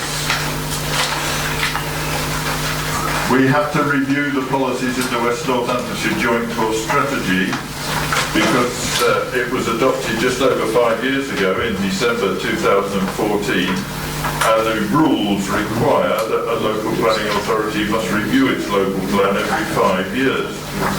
Now, of course, this places us in an interesting position because we're about to be abolished as such and replaced by a unitary authority which will have its own strategic plan, and that work on that is already happening. Therefore, we think that we can satisfy the law by having what is described in the document as a light touch approach to the review of the core strategy policies. So there is a schedule attached which prevents a review of policies. There will be some minor changes perhaps, and one of the policies at least will be superseded by a later document, the Settlement and Countryside Local Plan. One key issue to highlight is the status of the housing requirements set out in the core strategy, because the local housing need calculation has had a review. We do have a residual housing requirement of over 6,700 dwellings, higher than the local housing need figure, and this is considered to provide a sufficient level of contingency during the transition period to the new plan. Should remember that the new unitary authority must draw up a plan of its own within 5 years of vesting day, which is 2026. So in the meantime, the adopted local plans will apply. So we are satisfying the law by reviewing the policies. That doesn't necessarily mean changing any. And the West Northamptonshire Joint Planning and Infrastructure Board has considered this review at a recent meeting in January and supported its adoption by partner council. So Daventry District Council is now asked to agree the schedule attached, which is attached as Appendix 1, I think. And it also includes the policies. Just as a matter of interest, we are, as you will find out in a minute, or perhaps 5 minutes, very close to completing the preparation of our Settlements and Countryside Part 2 plan. So are South Northants.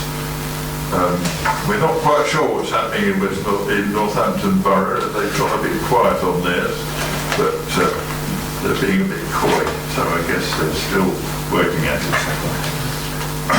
We're also asked, Chairman, to consider the update of the Memorandum of Cooperation, which was drawn up in 2018.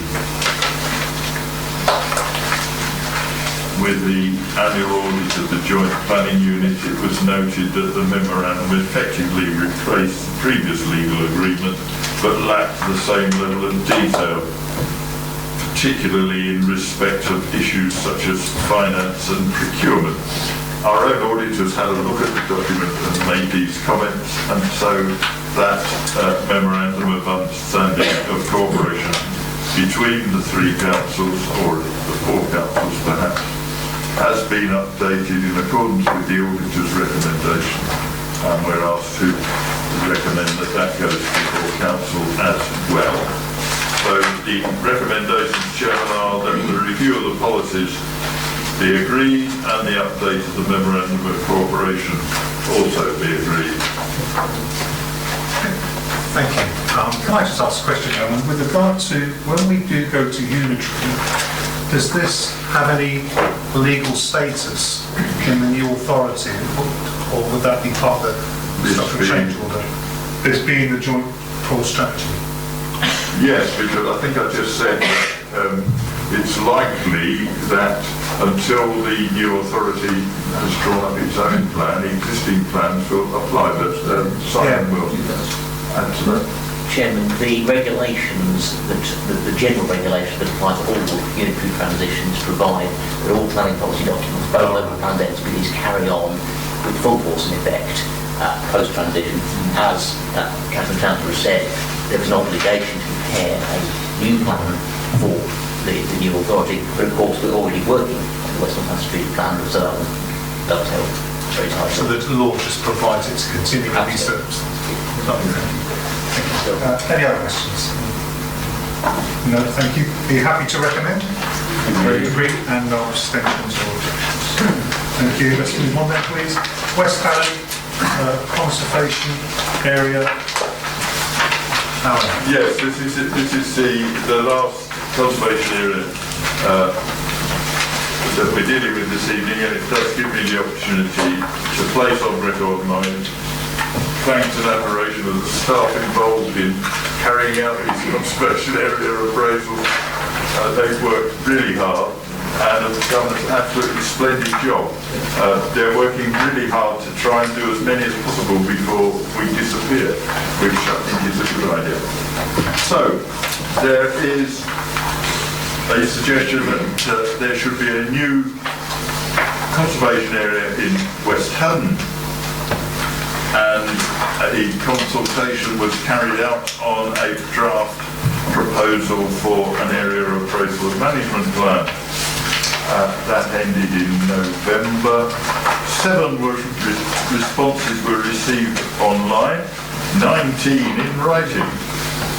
Of the 19 written responses, 12 came via email, 1 by letter, and 6 on paper that was available to fill in at the exhibition. I had 1 respondent only left their contact details, they didn't make any comment.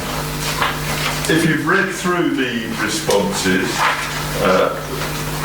which you can see, it tells you who they're from, they are variable. There is some good positive response. There is a prominent member of the community who says we don't need conservation areas, which is an interesting thought. There is another prominent member of the community who happens to be a planning QC, who has given us the benefit of his knowledge and experience, as well as the contents, or a large amount of the contents, of the local history document, which may or may not be relevant to the designation of the conservation area, because we don't necessarily give a detailed description of everything that's in it. There were some suggestions about open land being involved. One respondent, apologies, Chairman. One respondent suggested that 3 areas of open land should be downgraded. 6 respondents suggested that the same 3 areas of land should be included in the conservation area. As a result, it's suggested that they should be included. There was the suggestion of an additional building and an archaeological site included on the local list. The building did meet the criterion, but the archaeological site didn't. Again, there were comments about Article 4 directions, which usually accompany conservation area designation. But as we will make it clear to people when we come to do the extra work on conservation areas, on Article 4 directions, by contacting each householder in turn in person, that they understand exactly what that means. So the recommendations for strategy group, Chairman, are that the proposed conservation area is set out, be designated as a new conservation area, that the proposed changes to the area appraisal and management plan be approved, that further minor editorial changes to reflect the adoption form, that the conservation area appraisal and management plan be adopted as a supplementary planning document, the local list be agreed, and further work be undertaken on proposed Article 4 corrections, and that a further report on that will come back to strategy group in due course. Thank you very much, Councillor. Councillor Osborne. Support the recommendations completely. I like the wording of the top people that live in West Haddon. There are a couple of controversial top people that keep arguing about planning issues there. But most of all, I'd like to, it's the only chance I'm going to get to second Alan's, Councillor Chandler's comments about the policy department. We've got an absolutely brilliant planning policy department. It really is good. I've been here a while and it's probably the best it's been for a lot of years, and I hope, Richard, you take that back to your staff and tell them so. They are absolutely brilliant, and the turnout of this sort of stuff at strategy group and following on to council has been brilliant. So I'd like to second Alan's comment that go to policy until you start that tomorrow. Thank you. And just adding to that, I'm sure you will. There are many times when officers are thanked for what they do, and I would hope that all the directors would just ensure that they are made aware of what's said in full council about their endeavours, because it's important that they know they are appreciated. So I would certainly echo that with regard to getting back to individuals. Okay, thank you. Members, are you happy to agree the recommendations? Agreed. And no objections or abstentions? Thank you. Is this your last one? Yes. Councillor? Okay, we're looking at adoption of settlements and inside the local plan. Indeed, Chairman. Here we are at last. This, as I've said before, will be one of the most important documents that this council ever approves, assuming that it's going to approve. I'll set your minds around that thought already. The amount of work that's gone in over the last 3.5 years in the production of this plan is formidable and prestigious. It's incredible. But we had a plan which was submitted for examination. The examination in public was carried out last summer on 2 weeks with a week's gap in the middle. I attended most of it, and I was very impressed with the way the inspector carried out the examination, and also and particularly with the way in which our staff responded to the points that he was making. It was absolutely brilliant, it really was. And nothing seemed to upset them. I acted on behalf of council members on a couple of occasions, not during the examination itself, but in sort of off-stream moments when we needed to discuss the likely members' response to some of the things that were being said. What you have in your papers, which is why it's such a vast lot, is a copy of the plan as amended in accordance with the inspector's report. What you don't have is a copy of the inspector's report just to prove that it exists. There it is. It's 94 pages long, and that's why we didn't include it, because basically what it says is the council might like to consider X, Y and Z, which being translated into English means do this or else, and we've done it. The main modifications have been included because if you read the inspector's report, the very last paragraph says this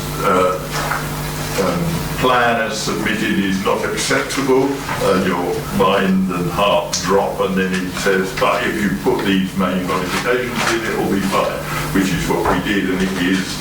And he's seen it since, and he has said, yes, it's fine, go ahead, you could adopt that.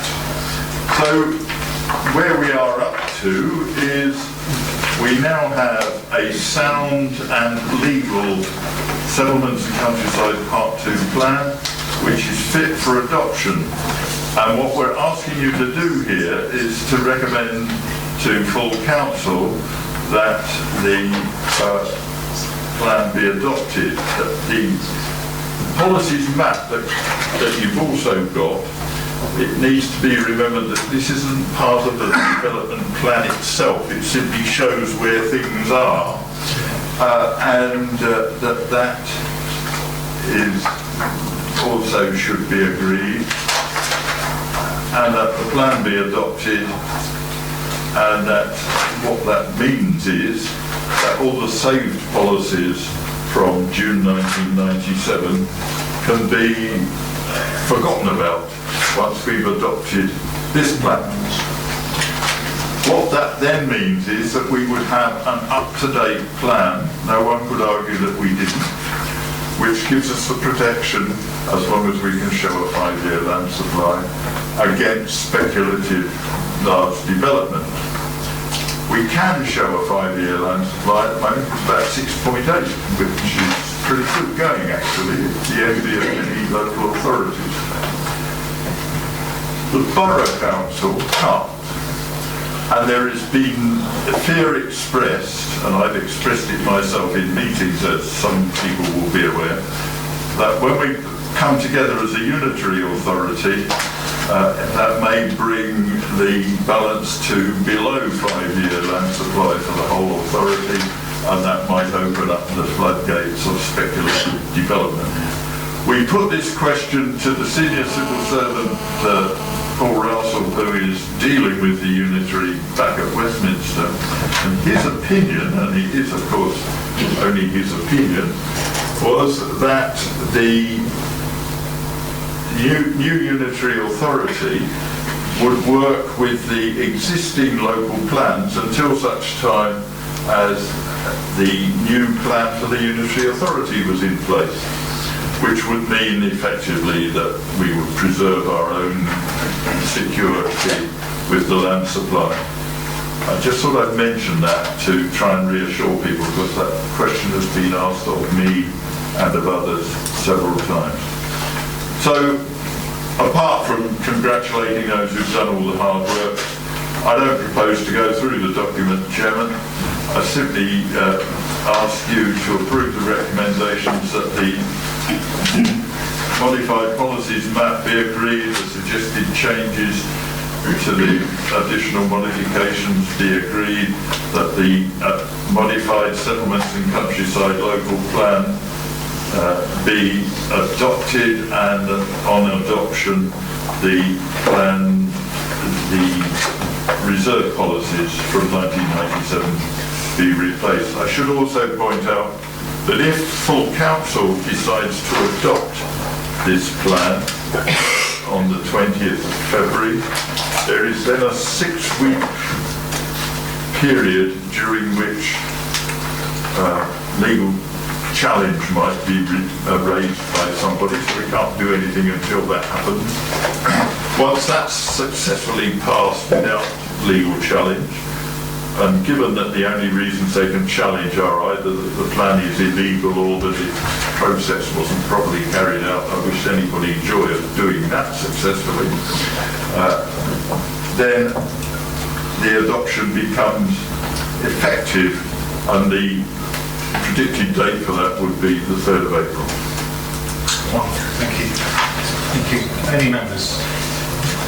Can I also thank all those that were on that working group, and also thank you, the chairman, on behalf of the members. We've appreciated your endeavours. I must say that when I was vice chairing for you, it was always done better when you were there, to be honest. So thank you, and thank the officers working with me. Ensure that gets back to forward. Thank you. We're happy to agree the recommendations on this. Agreed. And no objections or abstentions. Good. Okay. Thank you. And thank you, Councillor Chandler, for your input this evening. Councillor Howard. Thank you, Chair. It's always difficult when you follow council with so much knowledge, quite much in fact.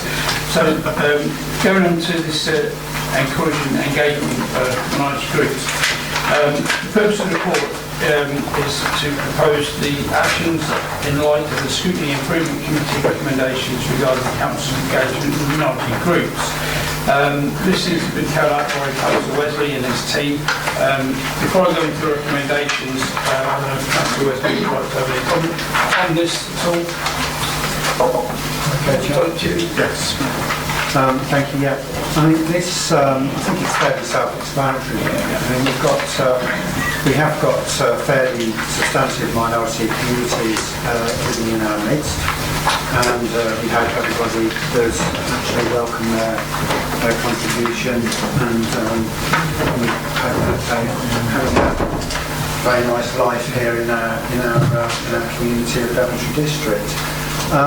So what we thought was, we were looking at this, and it's we just realised if we could actually ensure that their full engagement, or as much engagement as possible within our community. And one of those things is actually again to do with this council, predominantly, and is actually being able to engage with the voting process, not being excluded from it. You come to a different country, you don't know the rules and the regulations.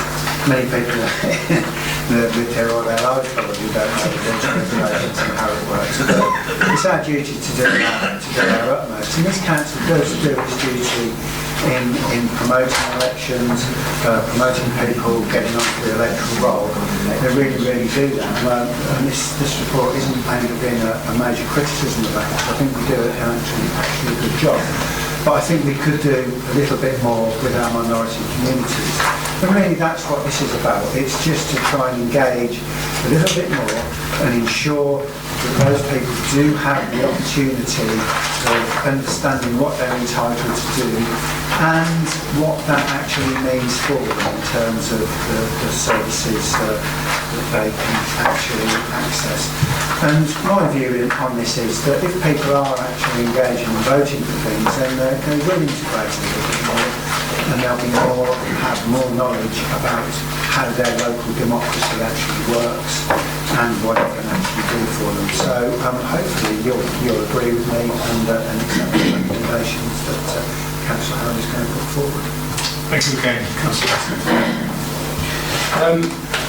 We do, somebody who is looking to leave the UK in the next 12 months, when you do go abroad, I do know that this council does a huge amount for our local residents who may trouble with the English language. The recommendations that the scrutiny improvement have given us that I would like to put forward this evening is the web page providing links to the online software such as Translate Google or Google Translate. The link to the new language page will be featured on promotions that we do, and the council continues with its existing formal process for the translation. That's the two recommendations we're forward tonight to go to the council. Thank you, sir. Thank you. Anyone? Also, Councillor Ritchie. Thank you, Chair. If I were allowed to vote, I would vote in favour of this. I think that what has been done is important. The only slight reservation I have is that the very title. I mean, what actually is engagement? Engaging people in the sense of getting them to vote or knowing that they can vote, getting the legislature, that is all hugely important.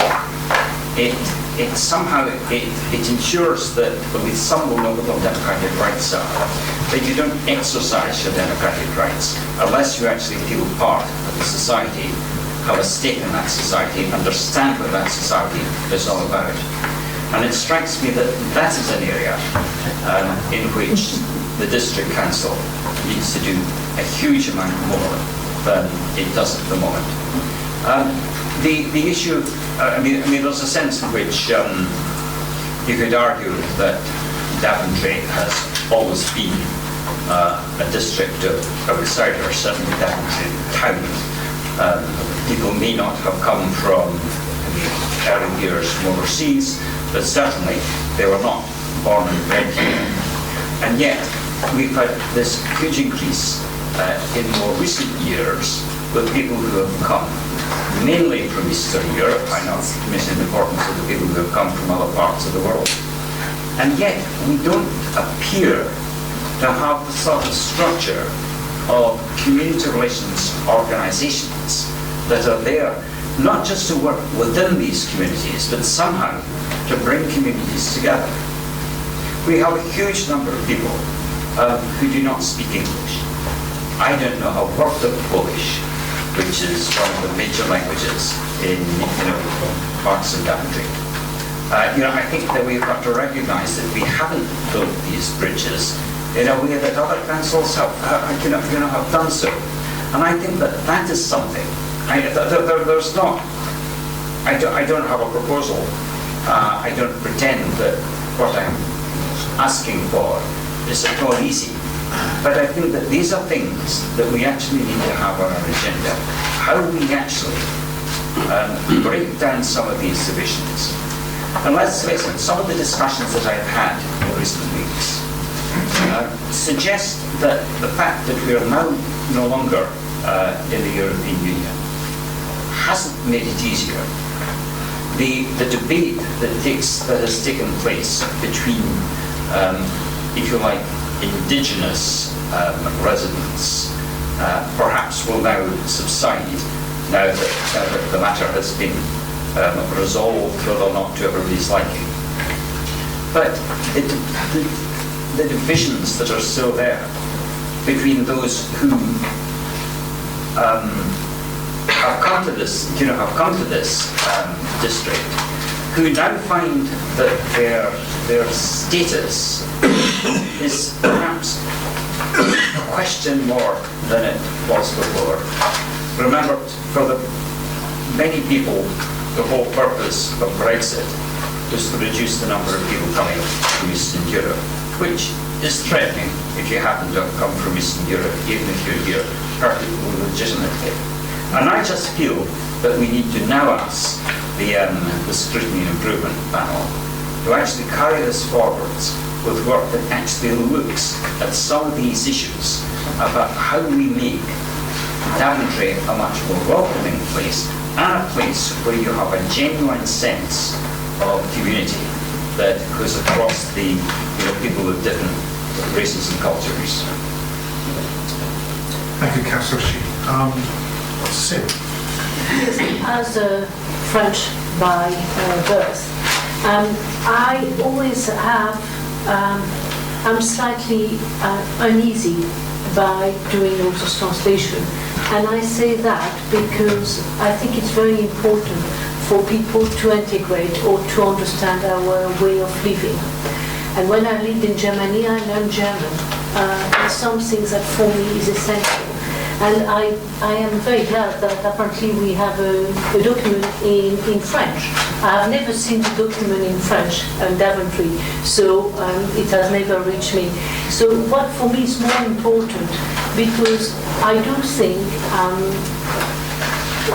for people who have children, they will learn the language via their children, because their children will go to school. But I do think that local council have to be welcoming, but what is more important is to signpost people how they can learn our language and properly, and I mean English. I am very, very in favor, otherwise you create an enclave where people do not make an effort to learn our language. And I think it is important to have maybe few documents translated, but also have some way of making those people welcome to be able to learn our language. And I say that, and I'm in 30 years living in England, I still speak with my French accent, but I do find it is very important that we speak about integration and not making it that it is fine not to make an effort to understand our way of life. Thank you. And I say that because I'm a foreigner, so I can say that maybe more easily than other people. It'll be fun if you came in with a Cockney accent one day. We should try it out. I can do black country accent, that's all. I'd like to check, I'd like to hear a bit of black. Well, back in the room, Councillor Wesley.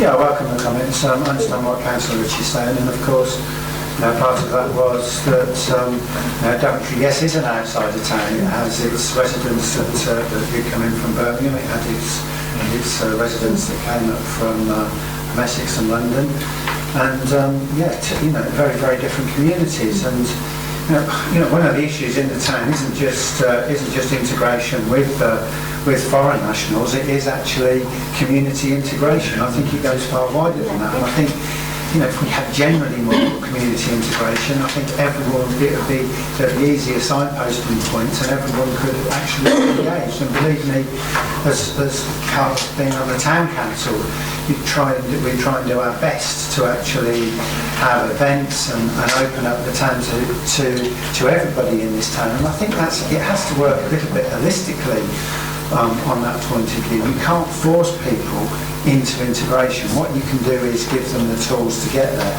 I understand what Councillor Irving Swift is saying as well.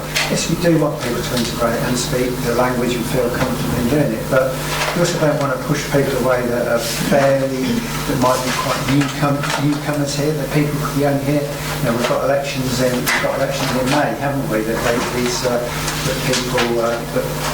people can vote in if they're on the electoral roll. And we want them to be participating. They may be on the route to learning English, but let's still actually help them. I think if it's seen that they are being helped, then maybe they will help themselves as well, and it gives them an opportunity to integrate into our community. But thank you for the comments.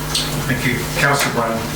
Thank you, Chairman. Yeah, good discussion. And as somebody who for quite a number of years was a foreigner living in Spain, I think it has a certain resonance to me. And certainly when I was in that position, really all I wanted was to feel as though I was a member of the community, not to be pigeonholed as a non-Spaniard or a non-Catalan, as one would have it where I was living.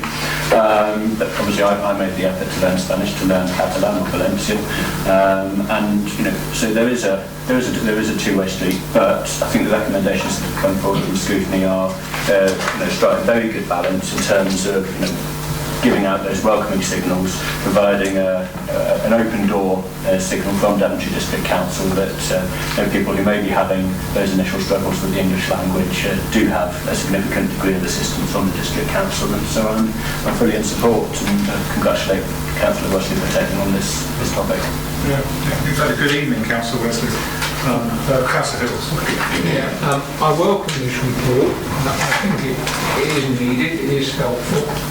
When we talk about integration, one of the things that I try very hard is within sport. Within sport you can make lots of friends, and you can, not everybody who comes new from abroad that is interested in sport, but we try to encourage disabled people, we try to encourage people from all walks of life and from other countries that have come into the town to be encouraged to take part in sport. And that's one way it does work. If you go along to things like our sports awards and things like that, you'll see the effect it has there. The other thing is,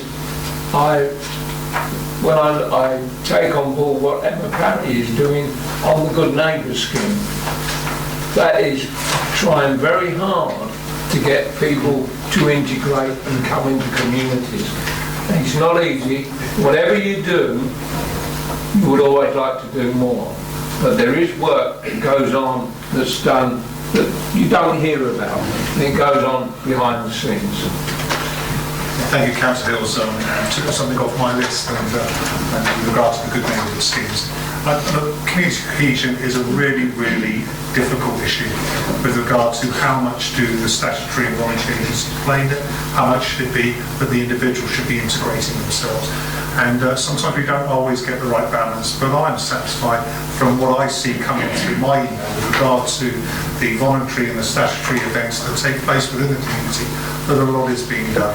Of course we could do more, but it's not just our agency, it's the NHS, it's the police, it's everybody to try to work to build better communities, safer communities that actually support each other. And it's a difficult area to be in, but I'm grateful for what S&I have done with this particular report and the work that DDC continue to do to try to keep our communities not only safe, but actually get them along together. So, Wayne, do you want to finish off or shall we go to... I would just hope that this is passed tonight to go to full council because it will have the minorities that are in this town, or there isn't that many. And I would like to thank Becky and Tony Cadenstein for getting this paper this evening. And especially the French. The French. Sorry. Okay, those of you that are happy to recommend, please indicate. Or if anyone needs... Okay, that's it. No, it's not. Sorry, Polly, ladies and gentlemen. Over to our resources now. Thank you, Chair. So, this is on page 639 of your papers. There's only about 100 pages to go now. Pages this evening. So this is the money section, basically. And of course, most of this, what follows now, is very logical, very self-explanatory. And the first paper we're going to kick off with is the Programme of Asset Disposals, which is actually a very short paper and really only consists of one table. And here all we're looking for is the recommendation is that authority is granted for the disposal of land identified in the table 1 there, in section 4. in the report for the 12 months from the date of the council meeting on the 20th. Now, there's no surprises here for anybody. We've been through this already. It's simply a required exercise to get approval to move on with this plan. However, I would like to point out one item to members specifically, and that is item 6 regarding the Daventry Town Public Open Spaces. And you can see there it makes reference to transfers being subject to parliamentary approval through the structural change orders, the SCOs, which you're all familiar with and we're all eagerly anticipating. So nothing in there other than that, folks, really to draw your attention to, and I'm looking for the support to put that recommendation through so you can go through to full council. Of course, take any questions. Thank you, Councillor Morgan. Any questions, any comments from the group? No? Okay, straight to the vote. Are you happy to recommend the paper? Any objections or abstentions? Thank you. And the next one, please, sir. Thank you, Chair. That was the easiest of the trio in actual fact. The next one is, we're at that point in the cycle where we have to both wrap up and look forward. And this paper actually was supported for all the members that were present at the training, the excellent training that Rebecca Smith ran last week. We went through all the contents of this paper in order for members to be equipped this evening with enough knowledge to be able to approve it. So what we're looking for here basically is that the Council's Treasury Management Strategy, Statement of Annual Investment Strategy be approved. And really all this is we're not looking to do anything radical here. Simple report on strategy going forward, and we're required to do this annually.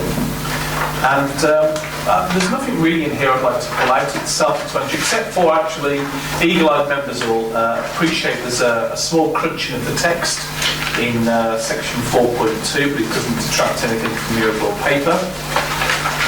And there's a small section which is in page 651, at the bottom there, where we talk about current portfolio positioning 5.1.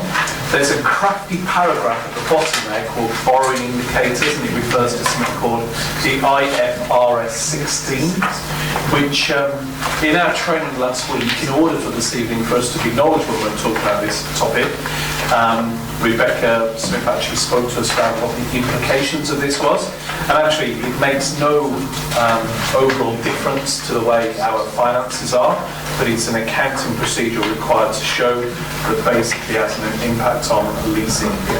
And if there's any further questions on that or anybody doesn't understand it, the following last week's training was a little bit of a tricky topic to get your head around. I'm sure our 151 officer can answer any questions on that once we've seen it. And with that, really, there is one important thing to say in here, and actually, this is the very serious point about the section 151 officer. On page 661, section 9.1, it talks about the officer will not hesitate to restrict investments if things aren't done in line with the papers. And as always, folks, caution going forward, and put that to recommendation to go through full council on 20th. Thank you. Thank you, Councillor Morgan. Any questions? Councillor Not just a question, but to say that the training was exceptional, and unfortunately not enough members. And so I agree that we should have more members, because when we vote the budget, we should know what we vote for. So it's another thing, because I think it's very important. But thank you again for the training. Sorry, Chairman. It's not, it's my medication. Chairman, you ought to pay the money now. As the leader, I'm the deputy leader, of course. It's an upgrade. It's Honestly, look, this is the truth. No, obviously. I've got to take medication or I die. You know, it's important. Move on. Chair, 10 quid. Chair, we accept that you have to take medication during this part of the agenda. It's always always a way to get me through to the end, thank you. Oh, I'm so sorry. Pay the £10. I think we're fairly familiar with it. At this time of night we always have this. Yeah, we do at 8:30. Our duty of care is to keep you alive, Chair. Thank you, I appreciate that. Councillor Owen Swift made very important to have the members present, and I think the important thing is some of those slides are pretty challenging to get your heads around. I think one or two of them my head was spinning, but it is important that we have the basic understanding of those aspects. So thank you, Councillor Owen, and also thank you for all the organisation on that as well. I'm sorry, just right, but I do apologise. Any other comments? No, thank you. In that case, we happen to recommend. Agreed. No abstentions or... Thank you, Chair. So this one is a series of mini components actually, but this really represents the conclusion of the cycle for lots of things that you saw coming up to this point in the year. It's really the culmination of the budgeting cycle. And I think it's really important to say here, Chair, we're actually facing in two directions now, of course, really, with this. So we present the document as the council is a going concern and it's business as usual. But of course we all know that subject to structural change orders that will be essentially out of business in the coming year or so. So we have to basically think about both things when we're setting the budget as well. And as you've heard me say many times, cautionary members, we shouldn't be going in for now big expenditure items other than those that we've already agreed, because we have to both deliver them and make sure we're still here to represent the taxpayers going forward as well. So money going across in the kitty will be useful. Very importantly, actually, these figures are always sobering to read, and we think we've done a very good job at our taxpayers, particularly under the prudent management of our 151 officer. But of course, there are always challenges lurking a bit further down the line when you look at the way the numbers are running for our taxpayers here in this area. Now that said, I also want to add an amendment to the agenda, please, if I may, Chair.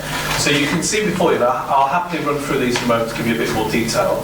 But in item 1, I would like to make a small amendment.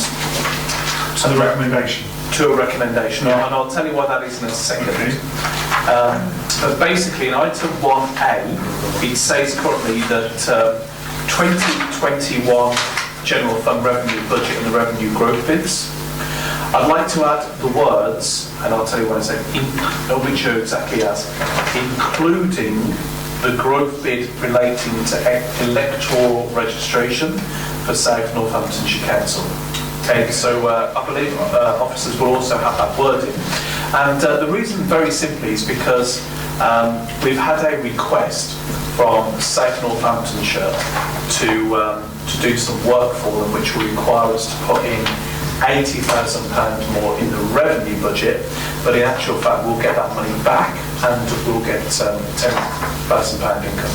I'll read to you the bit of text I've got here, so every members are clear. So this would be in the document ordinarily, but it's a late submission of the document.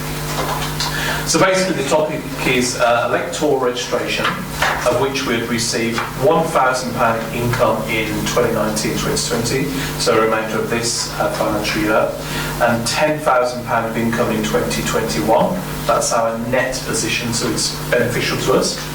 And the wording which will be reflected in the minutes is the council has been approached by South Northamptonshire Council, SNC obviously, with a request to deliver electoral registration on their behalf with a very short lead time due to SNC's exit from shared service arrangements with Cherwell District Council.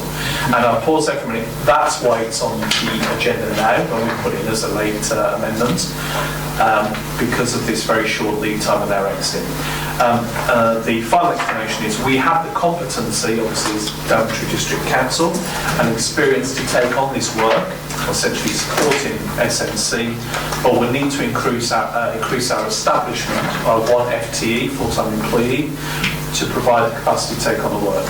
The cost of providing the service, including the staff time, is budgeted at £80,000. The agreement in principle is that this council will be reimbursed these costs altogether with a management fee, then the proposal will bring in small income as well. So but what I'm requesting is for an £80,000 growth bid, but we will then actually get back positive £11,000, 11 this year and 10 next year. So what about the original 80? We'll get that back as well. So it's 80 plus the income from the service as well. So will the 80 come to us? Sorry? When does the 80 come The back? 80 will come for us over that period. So basically we'll spend the money now and over the period of time we'll get the money back and £11,000. Okay, can we just deal with this point, Councillor? Will that be a permanent member of staff or a temporary one just for the 1 year to do that? It's a very good point. I'm going to ask officers to clarify that because it's quite late to me as well. Okay, the Chief Executive. It will be a permanent appointment. This team will move into the unitary.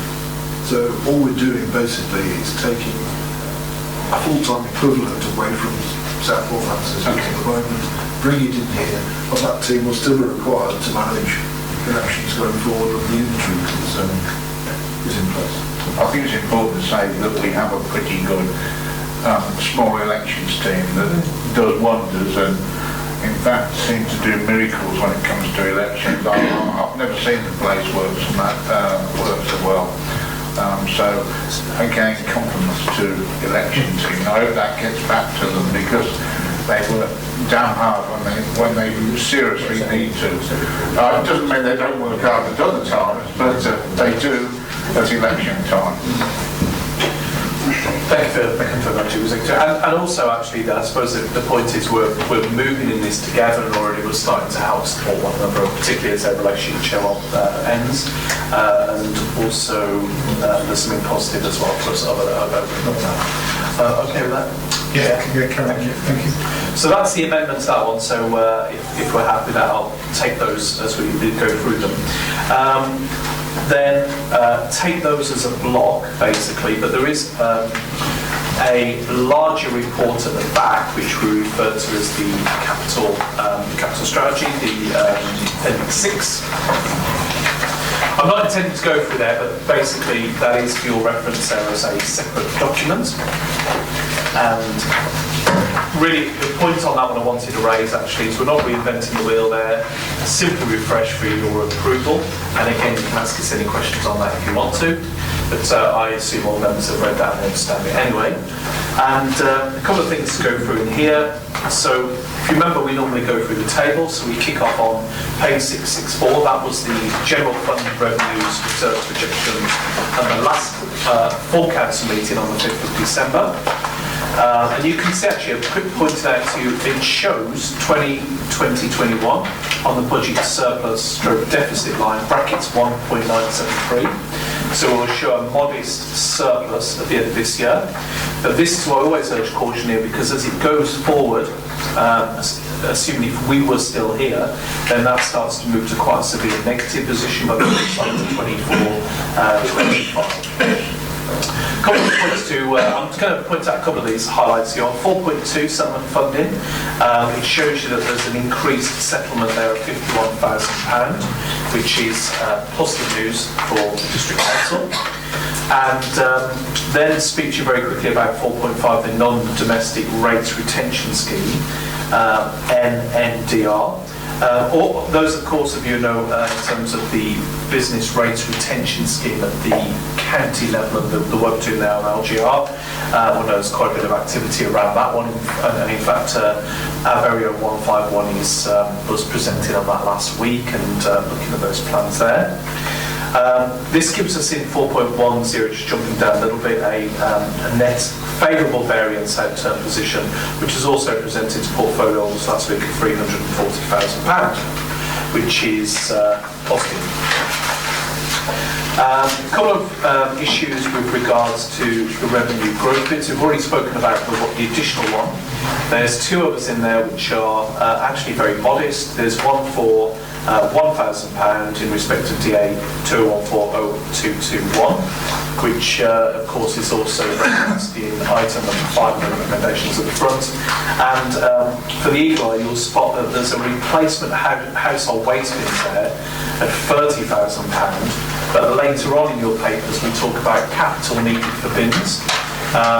So basically, depending on whether they're going into new homes or whether they're replacement bids for homes that are already there, they'll either go into revenue or capital.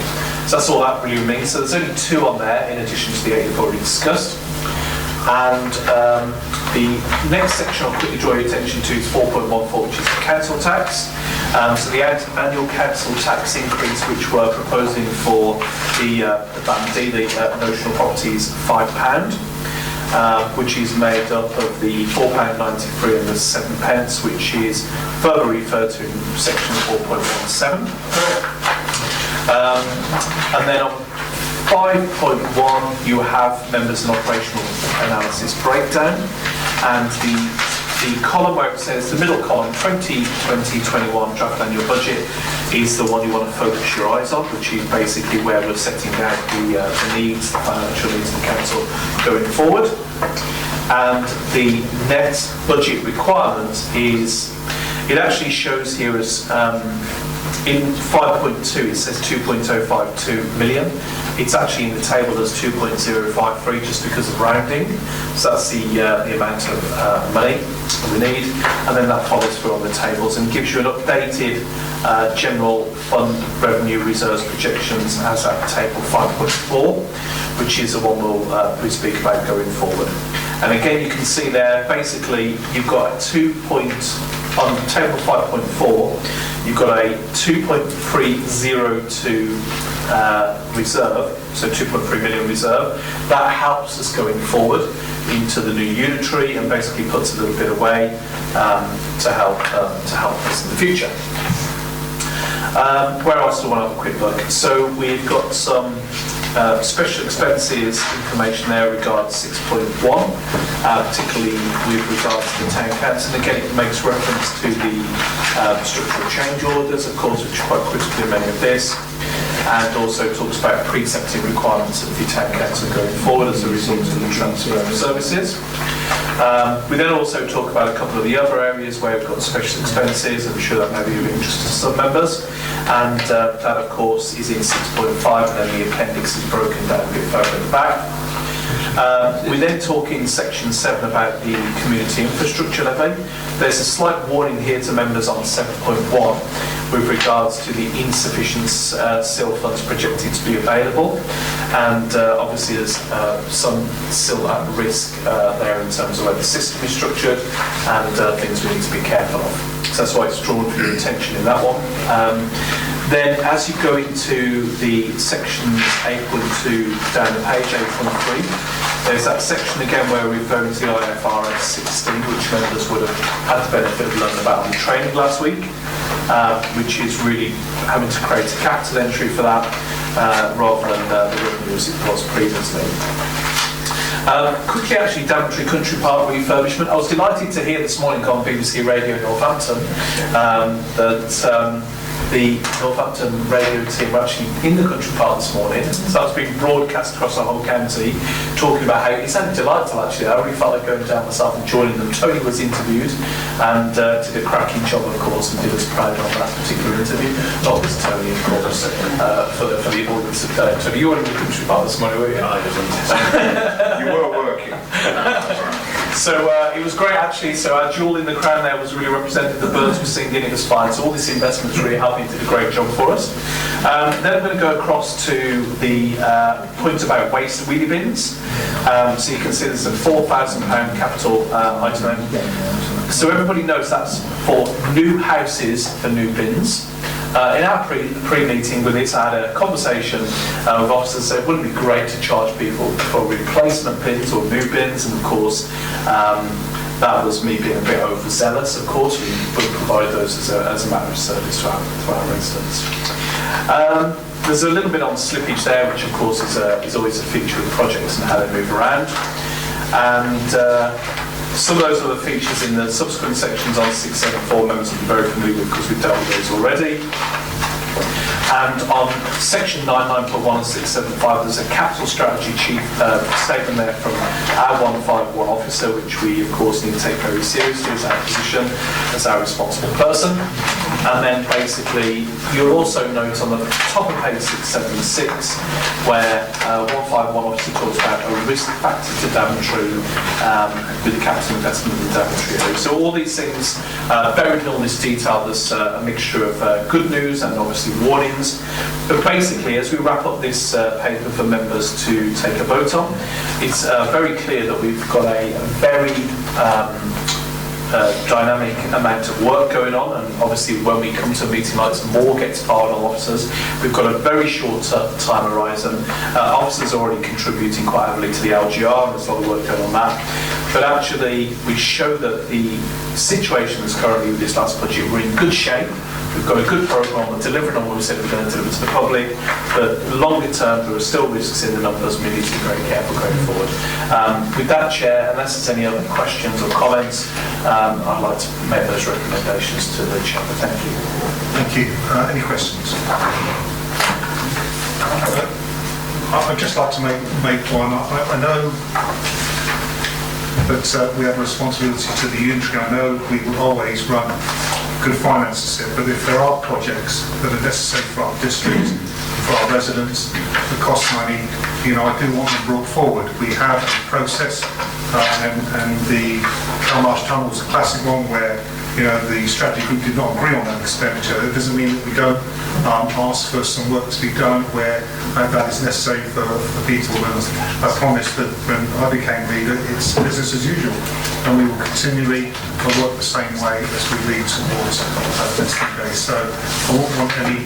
I'm not saying that the doors are open, but I am saying that we will always be open to projects that are required for our people, and we'll take a look at them. Councillor Robinson.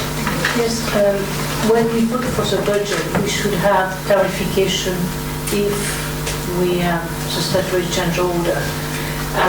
Will we have to consider an alternative budget in view of that news, because it will be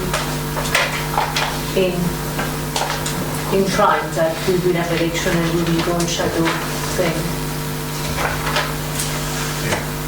Because you will not have to put a 5 years budget, because we will not exist.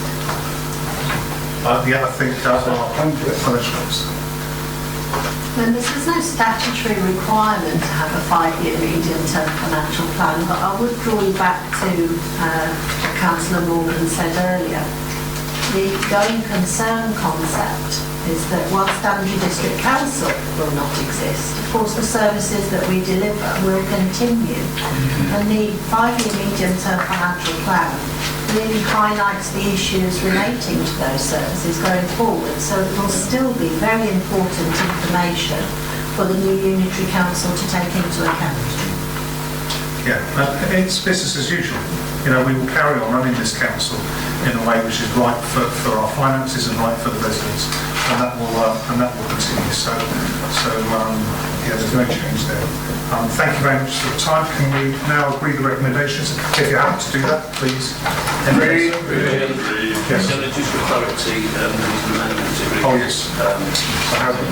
So as amended. Agreed. Agreed. Any objections? No.